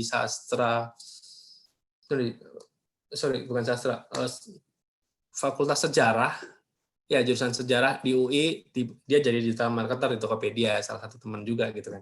Wah, bisa lintas generasi gitu, nggak masalah, nggak ada yang nggak menutup kemungkinan dari jurusan manapun, yang penting si orangnya ini bagaimana gitu kan. Dan kalau ngomongin teman-teman yang internship di Tokopedia dari BINUS, bener juga sama kayak di rupa-rupa.com, banyak banget orang-orang kalau emang mau join untuk jadi intern, dan untuk banyak belajar untuk digital marketing, sosial media, ataupun bisnis lain di e-commerce, open banget gitu kan. Terus yang kedua, di sosial media pun, ataupun di digital marketing di e-commerce pun, di industri e-commerce kayak Tokopedia pun, sebenarnya psikologi itu penting banget gitu kan. Bener, sama kayak Mas setuju dengan Pak Maulana tadi, bahwa kalau kalian udah nonton Social Dilemma gitu kan, Social Dilemma film yang Netflix ya, dokumenter Netflix, itu jelasin bahwa ternyata semua itu bukan that's not by accident gitu, that's the concept gitu, emang udah dikonsepkan. Jadi mulai dari sini mereka harus datang ke sini, mereka harus ngeklik ini sehingga mereka beli seperti itu. Jadi emang ilmu-ilmu seperti itu yang sangat-sangat dibutuhkan untuk istilahnya customer journey lah gitu, ataupun customer experience seperti itu. Oke, terima kasih. Kalau ada pertanyaan nanti silahkan menjawab. Saya kembalikan ke Mbak Dian. Oke. Baik, terima kasih Mas Nasik atas paparannya. Saya rasa sangat ekstensif sekali tadi ya mengenai teknik dan juga strategi dalam digital marketing gitu. Bagaimana semua apa yang kita lihat di internet gitu ya, mulai dari iklan, lalu kemudian postingan even di Instagram sekalipun itu by design gitu ya, ada tujuan akhir dari apa yang ingin disampaikan melalui platform-platform sosial media. Gitu. Baik, mungkin sambil menunggu ini mungkin pertanyaan dari teman-teman mahasiswa. Ini sudah ada. Mungkin nanti kita tunggu sampai ada 3-4 pertanyaan barangkali ya. Saya ingin menggunakan privilege saya sebagai moderator begitu mungkin untuk bertanya ke Mas Maulana dan juga Mas Nasik. Mungkin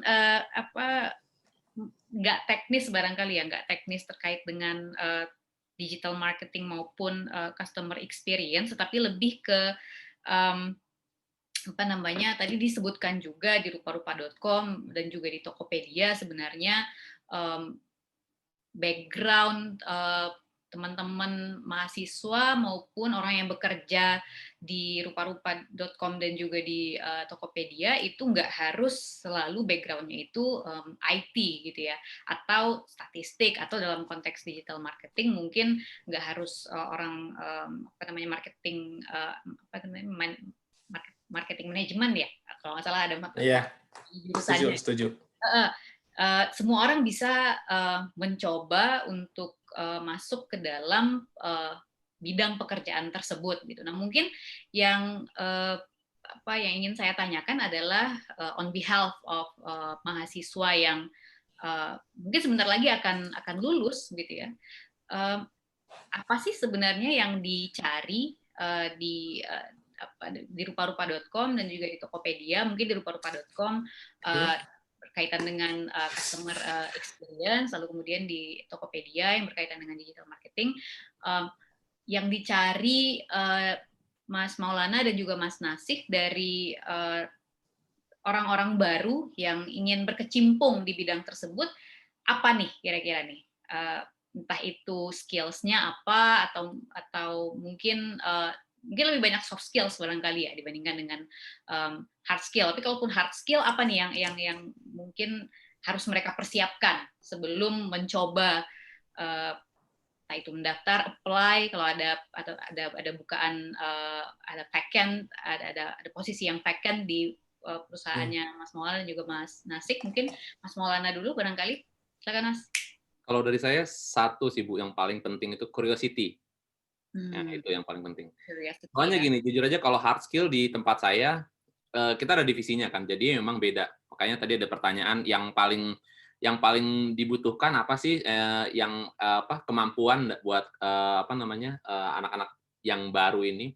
Sebenarnya kalau dibilang kita mau hard skill atau soft skill, ya pengennya sih semuanya. Tapi yang paling penting adalah kalau dari kita curiosity-nya sih. Jadi curiosity itu salah satu poin penting kalau merekrut di Rupa-Rupa, karena itu yang paling kita cari gitu. Jangan sampai dia tahu nih hard skill-nya jago, ngitung coding-nya jago segala macam, atau menganalisanya jago, tapi dia nggak punya curiosity. Nah, itu yang paling penting ya. Of course, kalau setelah itu ya nanti ada kemampuan analisa.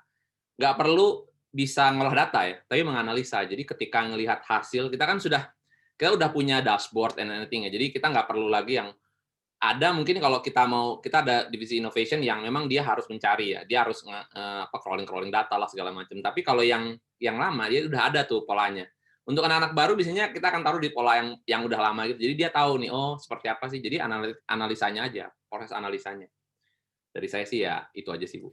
Baik, jadi kemampuan analisa dan juga curiosity tadi ya disebutkan Maulana. Mas Nasik? Ya, setuju dengan Mas Maulana bahwa curiosity atau rasa penasaran orang itu yang jadi penting gitu. Tapi saya mau menambahkan tentang hal bahwa satu lagi passion gitu kan. Kalau Mas Maulana di passion ataupun yang jadi main job adalah diving gitu kan, di mana mereka harus kita harus senang melakukannya sehingga ada rasa penasaran, ada rasa analisis yang tinggi gitu. Jadi pertama itu apakah emang passion adalah seorang digital marketer gitu ataupun seorang customer experience untuk ternyata orang tuh suka dari ketika udah jalan lurus belok ke kiri daripada belok kanan gitu. Orang tuh ternyata suka lebih clickable button yang warna merah yang dari button yang warna hijau. Jadi ketika orang itu punya hal-hal yang rasa ternyata begini, ternyata rasa penasaran itu secara nggak langsung mereka akan menggali informasi sendiri sih.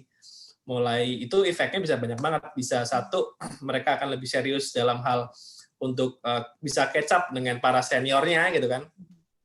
Yang kedua adalah bisa ngebantu tim juga dalam hal untuk ketika brainstorming ataupun ketika ketemu obstacle saat ngejalanin tugasnya gitu. Jadi kemampuan analisa dan rasa penasaran dan ketika mungkin passion gitu kan. Karena ketika nggak passion di bidang digital marketing, lebih passion di tentang menganalisis tentang customer experience atau customer journey, maka emang ketika ngomongin digital marketing berkaitan dengan data dan lain-lain kayak ngelihatnya pasti akan jenuh-jenuh juga gitu. Oke, jadi tadi satu lagi ditambahkan sama Mas Nasik adalah harus passion dengan apa yang dikerjakan gitu ya. Baik, ini ada pertanyaan dari Albert Antolis ya, masih menyambung tadi pertanyaan saya tadi.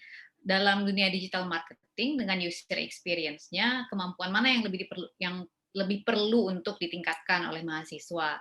Apakah kemampuan interpersonal untuk memahami perilaku customer atau data analytics untuk menganalisis data customer dari algoritma? Pertanyaan lanjutannya, berdasarkan pengalaman Mas Maulana dan juga Mas Nasik, apa yang paling sulit dalam memprediksi preferensi customer di digital marketing? Gitu. Saya dulu nih kayaknya. Siapa dulu yang mau duluan? Boleh deh ya. Yang paling mudah dulu kalau gitu, Bu. Oke. Jadi kalau lebih penting mana, ya itu sebenarnya sama halnya sih. Interpersonal untuk memahami perilaku customer itu juga itu penting. Kalau di divisi saya itu yang paling penting. Honestly itu paling penting. Nah, kalau misalnya kalian kalau data analytics gitu. Nah, di kita tuh di dalam customer experience kita punya data team. Nah, itu larinya ke sana. Nah, kalau misalnya mau, ya biasanya ya saya juga waktu lulus bingung nih mau ngapain. Yang paling sederhana yang dipelajari adalah coba belajar di Google Analytics aja itu. Itu yang paling sering dipakai sama semua company yang minimal dia tahu nih, belajar Google Analytics itu kalau ada yang punya begitu is a plus point. Kalau dari saya gitu. Tapi ya balik lagi memang kalau misalnya buat saya ya interpersonal sama itu ya most likely seimbang lah. Terus kalau yang paling sulit dalam memprediksi preferensi customer di saya itu changing behavior sih. Jadi contohnya gitu, saya itu bahkan selalu kan menaruh saya sebagai customer-nya. Jadi kalau saya customer tuh kayak apa sih sepertinya gitu. Tapi kadang juga sering lewat gitu, beda gitu. Makanya kalau in reality itu kayaknya kalau customer masuk ke website sini lalu dia ngeklik ini, itu kayak bener-bener wah, itu indah gitu. Padahal dari sini ke sini, ngeklik inilah nyari. Nah, kita harus bisa memilah-milah aja. Jadi kalau di saya nih ada satu tempat yang namanya ya tempat buat analisanya di data analitika namanya diet information. Mereka tuh jangan terlalu banyak informasi, akhirnya malah jadi bingung action plan-nya seperti apa. Karena di kita harus do action plan. Jadi ketika udah ada data yang masuk ke kita, terus kita harus pilih yang mana nih ya, yang paling penting ini nih gitu. Nah, dari situ kita harus oper ke semua divisi. Jadi kalau menurut saya yang paling sulit adalah memang ya bagian tadi tuh, kita tahu interpersonal customer tuh kayak gimana gitu, ya itu. Dari saya sih, Bu. Oke. Thank you, Mas. Sekarang yang paling tua nih, ngomong nih. Oke, dari saya pribadi, pertama, kemampuan menganalisa itu penting banget sih. Karena itu yang akan, istilahnya, akan bikin dia itu lebih stand out dibanding teman-temannya. Gitu. Karena benar sih, bahwa di dashboard, ketika kita kerjasama dengan dashboard, mau Google Analytics, maupun social media measurement tools, gitu kan, kalau yang kalian pernah googling, itu mereka hanya menyajikan data nih. Oh, transaksi sekian banyak untuk periode tanggal sekian.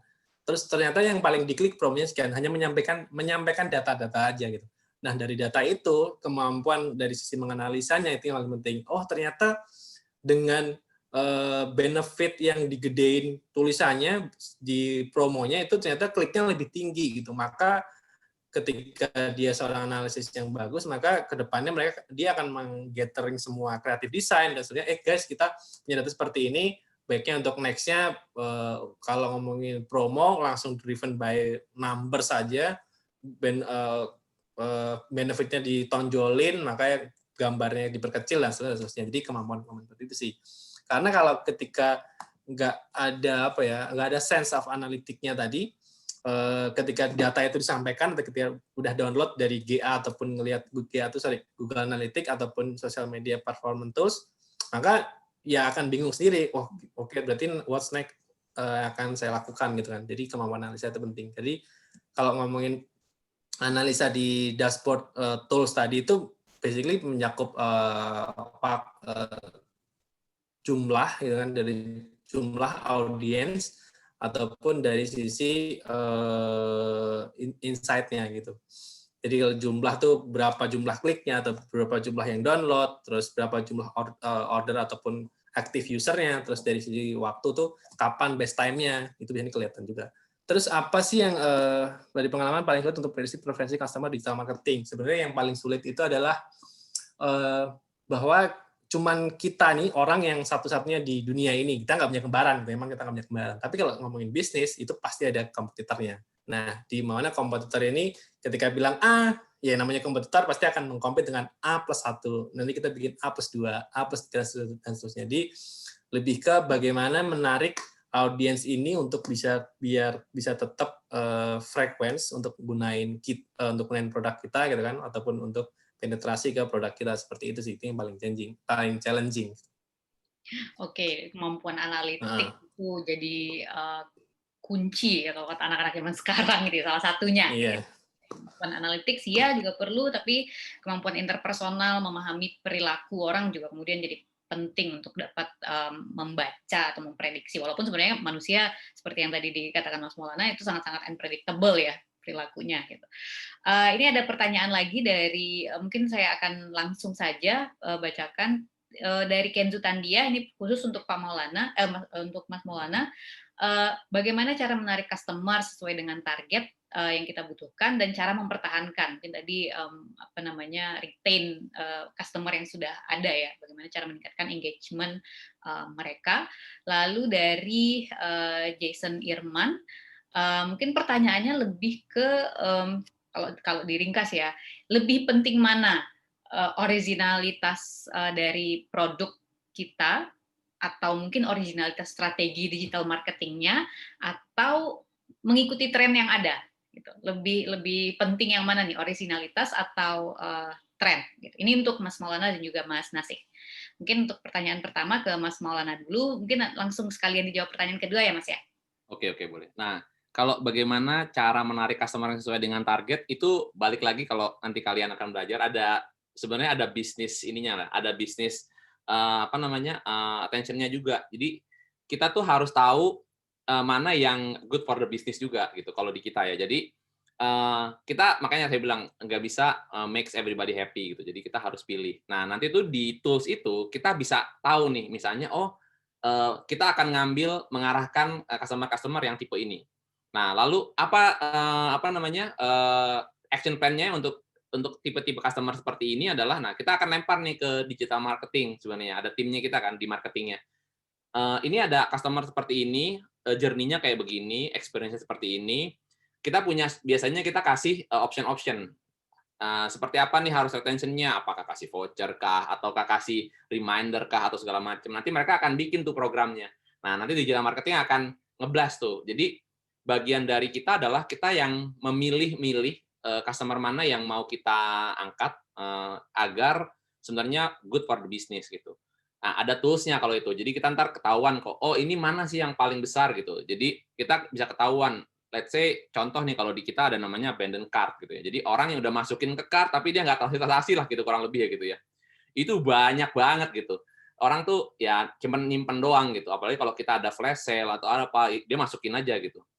Nah, mana sih yang paling menguntungkan? Nah, itu back to the business. Nah, makanya di situ kita butuh analisa yang oke, yang ini dulu ya. Oke, yang ini dulu ya. Nah, itu akan terus berguling tuh. Kali aja ternyata bisa aja nih yang belakangan itu malah jadi lebih dulu karena ternyata di depan itu kita ada program yang apa gitu. Itu bisa juga. Jadi kita harus melihat ya secara keseluruhan sih dari bisnis. Nah, kalau untuk yang originalitas, actually di kita nih sebenarnya yang paling penting adalah kalau buat saya ya di rupa-rupa kita di rupa-rupa ya tren. Itu honestly ya, karena originalitas itu besar biayanya, jujur aja gitu. Jadi kalau buat kita ya tren. Jadi what's trending ya itu yang kita coba kejar. Kalau misalnya, jadi kalau di rupa-rupa kita punya ada bisnis unit yang lain kan, ada Ace Hardware, ada Informa, ada Chatime gitu. Mereka yang menjaga originalitasnya, tapi kalau kita ya kita ngikutin trennya. Makanya kita dibilangnya salah satunya ada digital enabler. Jadi ya udah ada tren ini. Let's say kemarin lagi heboh tanaman. Oke, kita harus langsung naik tanaman gitu. Ya kurang lebih saya gitu sih. Jadi itu balik lagi kalau di digital, kalau buat rupa-rupa ya kita akan follow the trend karena itu yang akan ketahuan tuh konversinya. Kalau yang originalitas ada beberapa tapi biasanya itu buat branding aja gitu. Ya kurang lebih gitu. Oke, dari sisi aku pribadi, bagaimana untuk meningkatkan menarik customer audience itu sebenarnya kalau di digital marketing itu kan enaknya adalah kita semua trackable. Jadi beda sama kalau dulu dipasang di TV kan cuma dari rating and share, kalau di billboard susah nge-tracknya, apalagi kalian zaman dulu pasang iklan di billboard di perempatan jalan, susah banget nge-tracknya berapa yang lihat. Since ada digital marketing, ya semacam teknologi marketing baru gitu kan, di mana semuanya bisa track, mulai dari habitnya bagaimana, jumlahnya berapa, itu kita bisa track. Nah dari situ kita bisa pilah dan pilih nih. Kalau khususnya di Tokopedia kita bisa pilih-pilih berapa orang yang cuma wishlist barang, berapa yang wishlist barangnya popok bayi, berapa yang wishlist barangnya tanaman, itu bisa track. Sampai ke orang yang add to cart, masukin ke keranjang belanja tapi belum payment, itu semuanya bisa kita ada data seperti itu. Jadi sehingga untuk kebutuhan transaksi untuk meningkatin transaksi nih, untuk meningkatin order di bulan ini, let's say gitu kan, maka orang-orang yang udah add to cart tadi kasih promo gitu kan, karena mereka udah ada intensi nih dalam hati mereka, gue mau beli earphone Bluetooth nih gitu kan, jadi udah ada intensi sebenarnya daripada orang yang random gitu, seperti itu, karena potensial ordernya akan lebih tinggi, seperti itu sih, bagi ke bisnis tadi benar setuju. Terus yang kedua, enak selain itu, bagaimana untuk menarik audiens biar ke kita itu sebenarnya ada dua hal. Satu, yang pertama kita berbenah. Yang kedua adalah kita gembor-gemborin kalau kita udah berbenah. Ataupun kita gembor-gemborin bahwa produk kita yang paling enak nih gitu kan. Contohnya berbenah itu adalah misalkan di Tokopedia dari banyak hal. Terutama yang paling penting adalah dari sisi UI dan UX gitu kan. UI itu user experience, user interface, UX itu user experience. Bagaimana dari dia ngelihat produknya, terus kemudian orang tahu ulasannya, terus sampai mereka ngeklik, sampai mereka bayar dan ada pilihan berbagai macam pembayaran seperti itu kan. Jadi itunya journey seperti itu. Terus yang kedua, ketika udah berbenah itu, orang harus tahu bahwa belanja di Tokopedia enak atau belanja atau pakai produk kalian tuh enak gitu. Makanya perlulah marketing bahwa belanja di sini aman dan seterusnya. Nah, karena kalau kita gembor-gemborin marketing tapi produknya UI-nya semrawut nih, UI-nya nggak jelas, pilihan pembayaran cuma ada satu, yang mana gue nggak punya, misalkan nggak punya BCA gitu, cuma BCA aja, itu akan jadi bottleneck lagi gitu.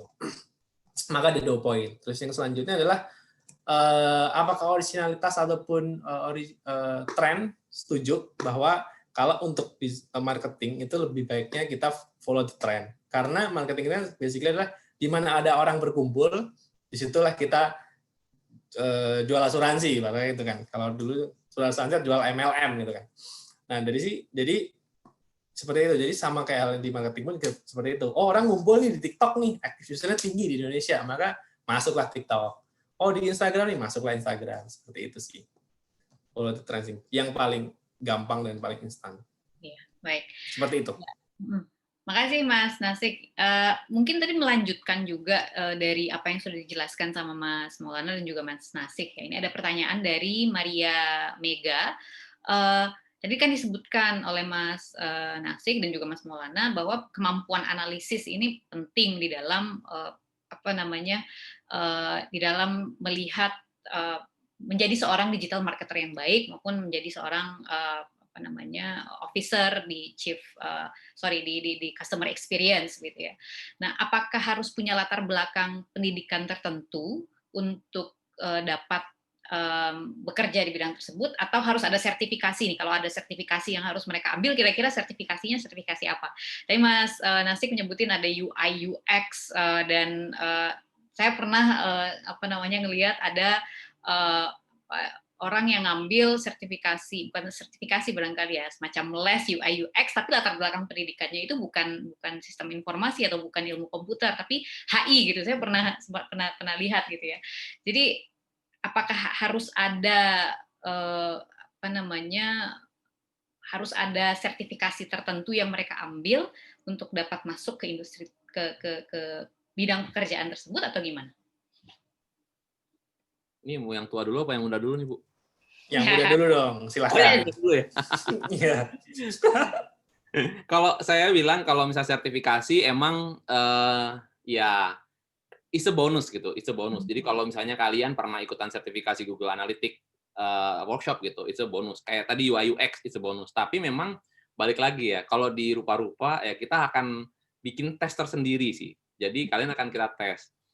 Seperti apa sih gitu kemampuannya. Jadi kalau misalnya nanti, wah saya nggak punya kemampuan, saya nggak punya sertifikasi apa-apa nih, tapi ya mau coba, ya it's okay gitu. Kita akan tes. Jadi kita kita bikin tes gitu ke mereka, lalu outcome-nya kayak apa sih, kalian tuh bikin kayak apa sih gitu.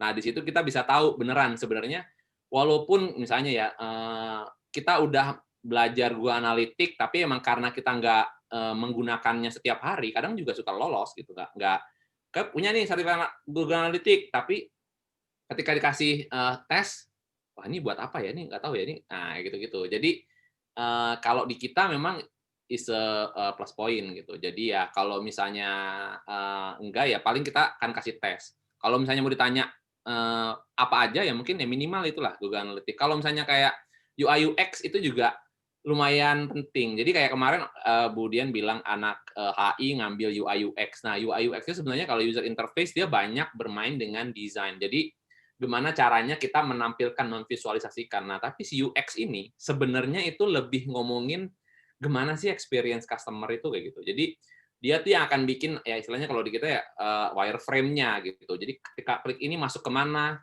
kesini harus ngapain. Nah, itu bisa segala jenis major ya. Jadi nggak harus desain atau sistem informasi. Kalau di kita kebanyakan yang orang UI UX adalah sistem informasi. Kebetulan gitu, ketika mereka belajar sistem informasi, biasanya mereka akan mempelajari itu juga. Ada sedikit coding, akan ada sedikit ini. Jadi ya is a plus lah. Tapi honestly kalau di kita ya nggak perlu sih. Jadi tinggal kasih tahu aja. Nanti kita akan kasih tes. Terus kita minta di-present tesnya. Kalau emang menurut kita, oke ini lu bisa mengerti nih apa customer kita, dan lu cocok nih kerja dengan gue, ya udah jalan. Kayak gitu sih kalau di kita. Oke. Benar, kalau kalian punya sertifikasi akan jadi bonus itu. Tapi lebih dari sekedar itu sebenarnya gini. Ketika kita mau rekrut member tim baru nih gitu kan, kita kan lihat nih kebutuhannya untuk gimana. Ya kalau fresh grade, yang paling penting buat saya pribadi atau buat di Tokopedia adalah satu, emang curiosity-nya itu sejauh apa gitu. Apakah emang dia passion di sini? Apakah emang dia seperti itu? Karena emang kalau ngomongin fresh graduate kan emang belum ada pengalaman apapun gitu. Jadi what do you expect? Dan tapi yang pasti adalah kesungguhan belajar dia untuk di tim ini, dan istilahnya apa ya, vibe-nya lah, gut feeling-nya tuh gimana gitu kan, seperti itu yang paling penting sih. Yang kedua adalah ketika kita meng-hire seorang yang udah senior level, maka oke, lu udah bisa ngapain aja nih gitu. Gue akan lupain lu tapi lu udah bisa ngapain aja gitu. Oh, gue udah bisa bikin ini, coding ini, analitik ini, pakai tools ini udah familiar, maka itu akan jadi poin plus. oh apalagi gue ada sertifikat nih gini-gini, ya itu akan jadi poin plus. Tapi menurut saya pribadi mau ada sertifikat apa enggak, yang pasti adalah ini orang nih emang istilahnya apa ya, culture lah, yang culture fit dengan tim membernya, karena kan nggak cuma sekedar dia menyelesaikan pekerjaan, tapi bagaimana dia berinteraksi dengan peers-nya nanti gitu, seperti itu. Dan yang pasti kalau untuk di fresh graduate nggak masalah, nggak harus ada sertifikasi yang baru diambil, yang tunjukin bahwa memang dimanapun lah, mau di bidang apapun, tunjukin bahwa kalian memang ada passion, ada gairah, ada passion, ada penasaran lah untuk gue pengen nih belajar di digital marketing, atau vibe-nya itu positif gitu. Dan jangan, istilahnya apa ya, kalau saya dulu tuh jangan pilih-pilih lah, jangan pilih-pilih, karena emang gue dulu fresh graduate ya, emang tugas gue harus belajar untuk bisa jadi senior level kayak di kantor itu gitu. Jadi emang jangan pilih-pilih juga gitu. Ya, menarik. Jadi sebenarnya pada dasarnya bukan lembar kertasnya ya yang dibutuhkan ya, bukan apa namanya, sudah berhasil menempuh apa namanya pelatihan X gitu ya, tetapi lebih ke apa yang dia dapatkan dari pelatihan tersebut, dari program sertifikasi tersebut gitu, dan itu harus dia tunjukkan pada saat mengikuti tes, baik di rupa-rupa.com maupun di Tokopedia, maupun sebenarnya di perusahaan-perusahaan lain ya, barangkali ya, untuk baik itu startup maupun perusahaan yang sudah established barangkali. Jadi teman-teman harap diperhatikan kalau misalnya kalian ikut sertifikasi, jangan cuman sekedar numpang duduk doang gitu ya, dan cuman buat dapat sertifikat doang, tapi pelajari apa namanya sebanyak mungkin apa namanya hal-hal di dalam program tersebut gitu. Ini ada pertanyaan dari salah satu dosen kami, dari Ibu Clara Herlina, khususnya untuk Mas Nasik, tapi nanti mungkin Mas Maulana bisa menambahkan bagaimana menentukan jenis sosial media yang cocok dengan demografi customer. Misalnya apakah Facebook hanya sesuai dengan untuk customer wanita, dan pertanyaan berikutnya, kisaran harga yang diberikan untuk masing-masing sosial media. Misalnya kalau kita mau posting di Facebook, di Instagram gitu, ada pasti harga ya berbeda yang harus diberikan nggak sih? Mungkin barangkali. Oke, pertama kalau kita ngomongin sosial media as a own channel gitu kan, yang di slide awal tadi ada paid, own, sama earn gitu kan. Ketika ngomongin sosial media as a own channel, sosial media itu lebih ke, kalau saya bilang lebih ke bagaimana kita bikin behavior sosial media itu tersebut. Kalau misalkan kalian follow Lambe Turah, maka behaviornya adalah orang-orang yang suka nyinyir, suka gosip, suka dan seterusnya. Kalau follow dagelan atau akun-akun dalam tanda kutip maaf kayak shit posting gitu kan, ya maka audiensnya seperti itu gitu. Terus kalau misalkan kita mau build sosial media kita lebih classy, dengan font, dengan color, dan lebih ataupun bahkan lebih girly, itu maka ke potensial audiensnya yang lebih suka seperti itu. Jadi nggak benar juga ketika apakah Facebook itu female ataupun Instagram itu lebih ke male ataupun TikTok lebih ke generasi dan seterusnya. Tapi yang itu tergantung bagaimana kita bikin ekosistem di sosial media itu, bagaimana kita ciptain behavior seperti di sosial media mau seperti apa, itu lebih ke situ, lebih ke positioning lah bahasanya seperti itu. Nah, apakah ada kisaran harga? Ini ada dua hal. Ada yang kita biasanya paid ke KOL atau selebgram, yang mana itu harganya biasanya ada benchmark-nya lah, masing-masing ada benchmark-nya. Benchmark-nya dari mana? Biasanya kadang ada KOL yang suka seudelnya aja lah, kasih harga posting sekian, transfer sekian. Tapi ada juga biasanya yang pakai benchmark. Nah, benchmark-nya itu biasanya yang lihat dari namanya paid ads-nya. Nah, ini yang kaitannya sama yang tadi, satu KOL, kita paid di KOL, satu adalah kita beriklan di sosial media untuk bisa jadiin benchmark. Beriklan di sosial media itu kayak misalkan kalau kalian nemu posting atau di Facebook, di Instagram ada shop gitu kan, ada button di bawahnya itu shop now atau learn more gitu. Itu sistemnya adalah konsepnya bidding. Mau di Google, mau di Facebook, Google Family App, Facebook Family App, itu konsepnya bidding. Jadi kita akan spending misalkan 1 juta. 1 juta untuk campaign produk fashion. Nah, nanti dari platform ini akan kasih tahu, estimasi reach-nya, kalau objektifnya reach, misalkan kalau kalian setting objektif reach, maka estimasinya 1 juta itu adalah misalkan 100.000 user yang akan tahu reach-nya. Dia akan menjangkau 100.000 user. Nah, maka dari situ kan bisa dibagi tuh 1 juta dibagi 100.000 berarti ada berapa rupiah per satu reach orangnya gitu kan. Satu reach usernya berapa rupiah dari situ. Nah, itu beda-beda. Jadi bukan harga minimal ataupun maksimal, tapi lebih ke berapa willingness untuk spending budget di sosial media itu, tentunya dengan beberapa benchmark ya. Jadi masing-masing itu ada benchmark. Misalkan kalau di Facebook, kalau untuk rich user benchmarknya mungkin Rp100 per user gitu kan. Kalau di TikTok lebih mahal lagi, di Instagram lebih mahal, tergantung seperti itu.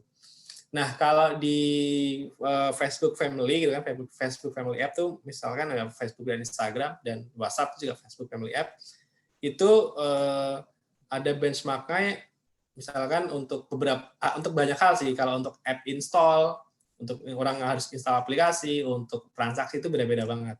Tapi yang pasti konsepnya itu adalah bidding dan bagaimana kita mau spending budget di situ. Nggak ada sih. Kalau ngomongin spending mesti berapa, idealnya tergantung jumlah reach yang mau dikejar. Misalkan produk gue cuma ada di Jawa Timur nih, gitu kan. Terus ngapain orang harus se Indonesia tahu gitu kan? Karena emang gue nggak jual di e-commerce, let's say gitu kan. Produknya cuma di Jawa Timur. Terus misalkan restoran di Jawa Timur gitu kan. Dia nggak ada online, cuma fine dining doang. Terus kenapa orang harus tahu? Maka cukup orang Jawa Timur. Maka itu kan akan lebih kecil lagi. Secara budgetnya juga akan lebih kecil. Seperti itu sih. Tergantung scale-nya. Thank you, Mas Nasik, Mas Maulana. Mungkin ada yang mau ditambahkan, Mas, kira-kira terkait hal ini? Kalau di Rupa-Rupa mungkin nggak langsung terkait dengan customer experience ya, tapi kalau dari pengalamannya Mas Maulana di tim, mungkin barangkali ada insight stories-nya gitu ya, di tim digital marketingnya di rupa-rupa.com gitu. Kalau ya biasanya kita kasih feed ke mereka ya kalau misalnya yang sesuai itu nggak ada sih, memang itu generik aja sih gitu. Tapi biasanya kalau kita ngasihnya something new aja, something trendy ya. Kemarin tadi Mas Asik sempat mention mengenai TikTok gitu kan. Wah, TikTok tuh seru tuh gitu. Nah, sebenarnya nggak ada preference itu buat cowok atau cewek gitu. Dan kita juga harus ngelihat si sosial media ini as a tools kan gitu. Di TikTok kita tergantung algoritmanya tuh. Kalau kita ngeliat yang nari-nari mulu ya keluarnya nari mulu. Tapi yang kita tekankan adalah karena TikTok itu salah satunya yang dia tuh life hacks kan sekarang yang lagi ngetrennya ya, kita keluarin life hacks-nya. Jadi kalau mau sesuai demografinya itu ya dari sesuai dengan Mas Asik sih. Jadi emang ya bidding lah. Kita ada tools-nya ya, mereka yang ngerjain. Ya, basically kalau di sosial media itu semua sosial media menambahkan lagi ada namanya insight. Di situ tuh ada best time postingnya sama user demografinya seperti apa. Itu kita bisa cek masing-masing gitu. Jadi umur sekian sampai sekian, terus best time postingnya tuh yang paling seminggu kemarin adalah misalkan hari Selasa gitu kan. Seperti itu, hari Selasa maka kita posting. Tapi itu juga kalau ngomongin best time posting itu fluktuatif banget, bisa berubah-ubah. Kadang hari ini minggu ini Sabtu, minggu depannya Senin dan seterusnya. Tapi kalau ngomongin user demografi ada di kota mana aja yang paling gede dari kantong itu, terus umurnya berapa itu ketahuan banget. Cowok, gender juga ketahuan, jadi disesuaikan aja. Masing-masing beda-beda. Ya, sip. Ya, makasih Mas Nasik dan juga Mas Maulana atas banyak sekali ya yang sebenarnya yang bisa dipelajari di pagi sampai siang hari ini. Tapi mungkin karena keterbatasan waktu, saya rasa saya cukupkan sampai di sini sesi tanya jawabnya. Kalau boleh tadi saya menyimpulkan paparan dan juga hasil diskusi dan tanya jawab di sesi diskusi dan tanya jawab tadi. Mungkin kalau untuk teman-teman mahasiswa yang nanti akan segera lulus, mudah-mudahan ya, dan kemudian akan masuk nih ke dalam pasar tenaga kerja yang sangat-sangat kompetitif gitu ya, mungkin perlu melihat lapangan-lapangan pekerjaan yang kalau tadi dibilangin sama Mas Maulana, ini adalah the new sexy gitu ya, kalau untuk kerjaan-kerjaan di startup, di industri teknologi gitu. Dan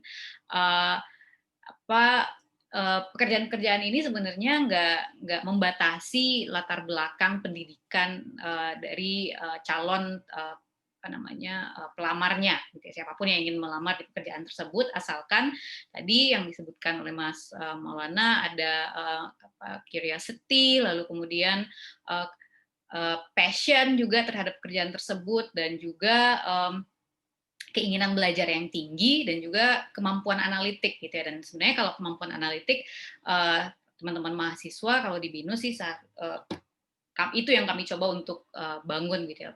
Terlepas dari jurusan apapun mereka, kemampuan analisis inilah yang seharusnya dapat teman-teman tunjukkan pada saat lamar di pekerjaan-pekerjaan, baik itu di industri startup atau di industri teknologi yang lain. Dan menyambung dengan topik kita hari ini, antara customer experience dengan digital marketing ini ada hubungan yang sangat erat gitu ya, karena untuk dapat memberikan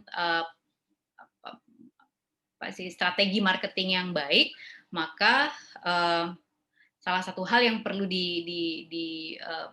diberikan oleh sebuah perusahaan itu adalah bagaimana mereka memperlakukan konsumen, gitu ya. Bagaimana kemudian pengalaman konsumen ini jadi pengalaman yang baik, sehingga digital marketing yang sudah dilakukan oleh perusahaan tersebut jadinya nggak sia-sia. Karena percuma kalau misalnya digital marketingnya bagus, bombastis, tapi kemudian pengalaman dari konsumennya jelek, gitu. Nah, itu akan jadi berbalik gitu ya ke strategi marketing yang dilakukan oleh sebuah perusahaan. Jadi nanti in case teman-teman kemudian terjun ke dalam industri ini, dan mungkin siapa tahu nanti ya ada teman-teman yang ada di hari ini kemudian masuk ke Tokopedia, masuk ke rupa-rupa.com gitu, bisa mengingat kembali nih apa yang sudah disampaikan oleh Mas Maulana dan juga Mas Nasik. Mungkin bisa ketemu juga kalau masih kerja di sini ya, belum diambil nih sama perusahaan-perusahaan luar negeri nih gitu.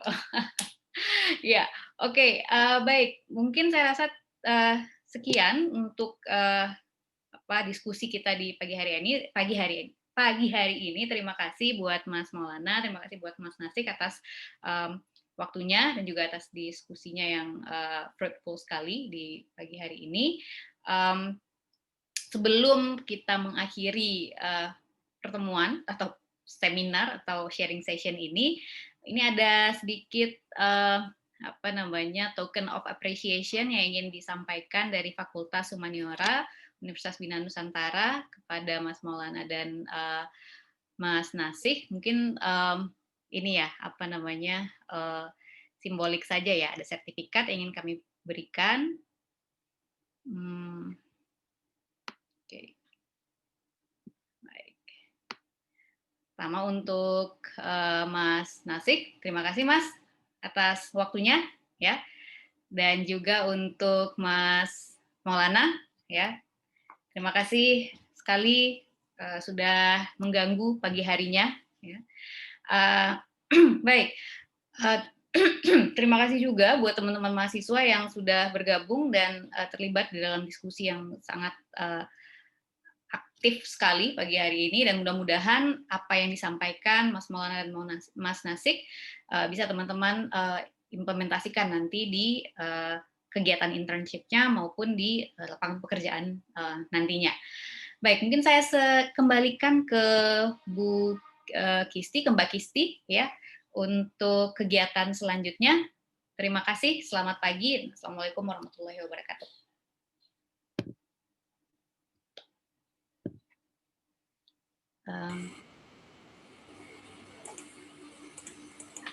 Halo.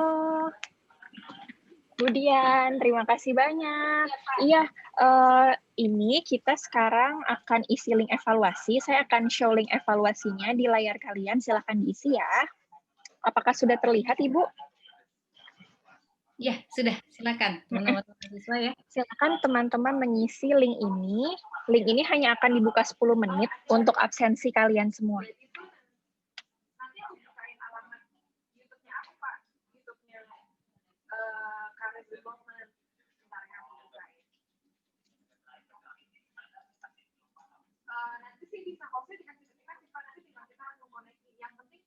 Kalau barcode-nya tidak bisa di-scan, bisa diketikkan saja untuk link yang ada di bawah ya, teman-teman.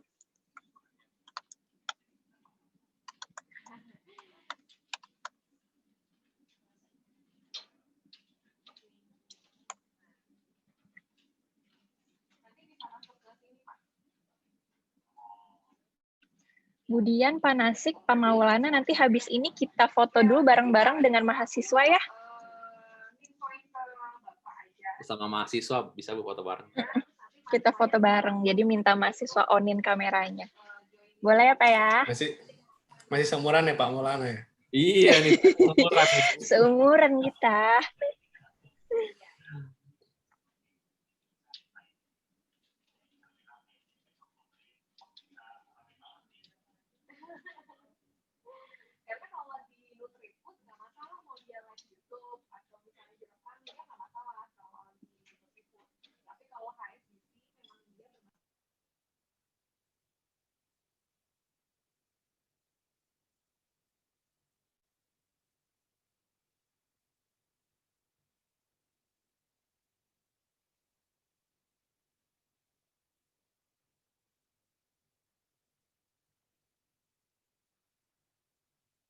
Oke, sudah pada isi semua belum nih?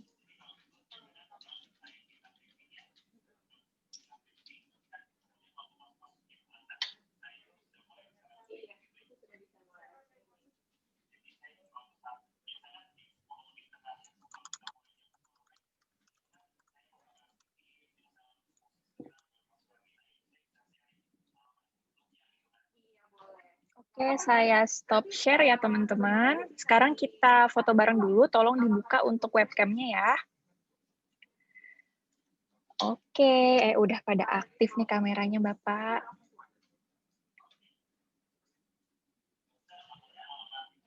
Pak Nasik, oh Pak Nasik sudah, Pak Maulana, Budian. Oke, saya hitung ya Bapak ya. Senyum aja terus ya. Oke, siap ya. 1, 2, 3. Oke, next slide. 1, 2, 3. Next slide lagi. 1, 2, 3.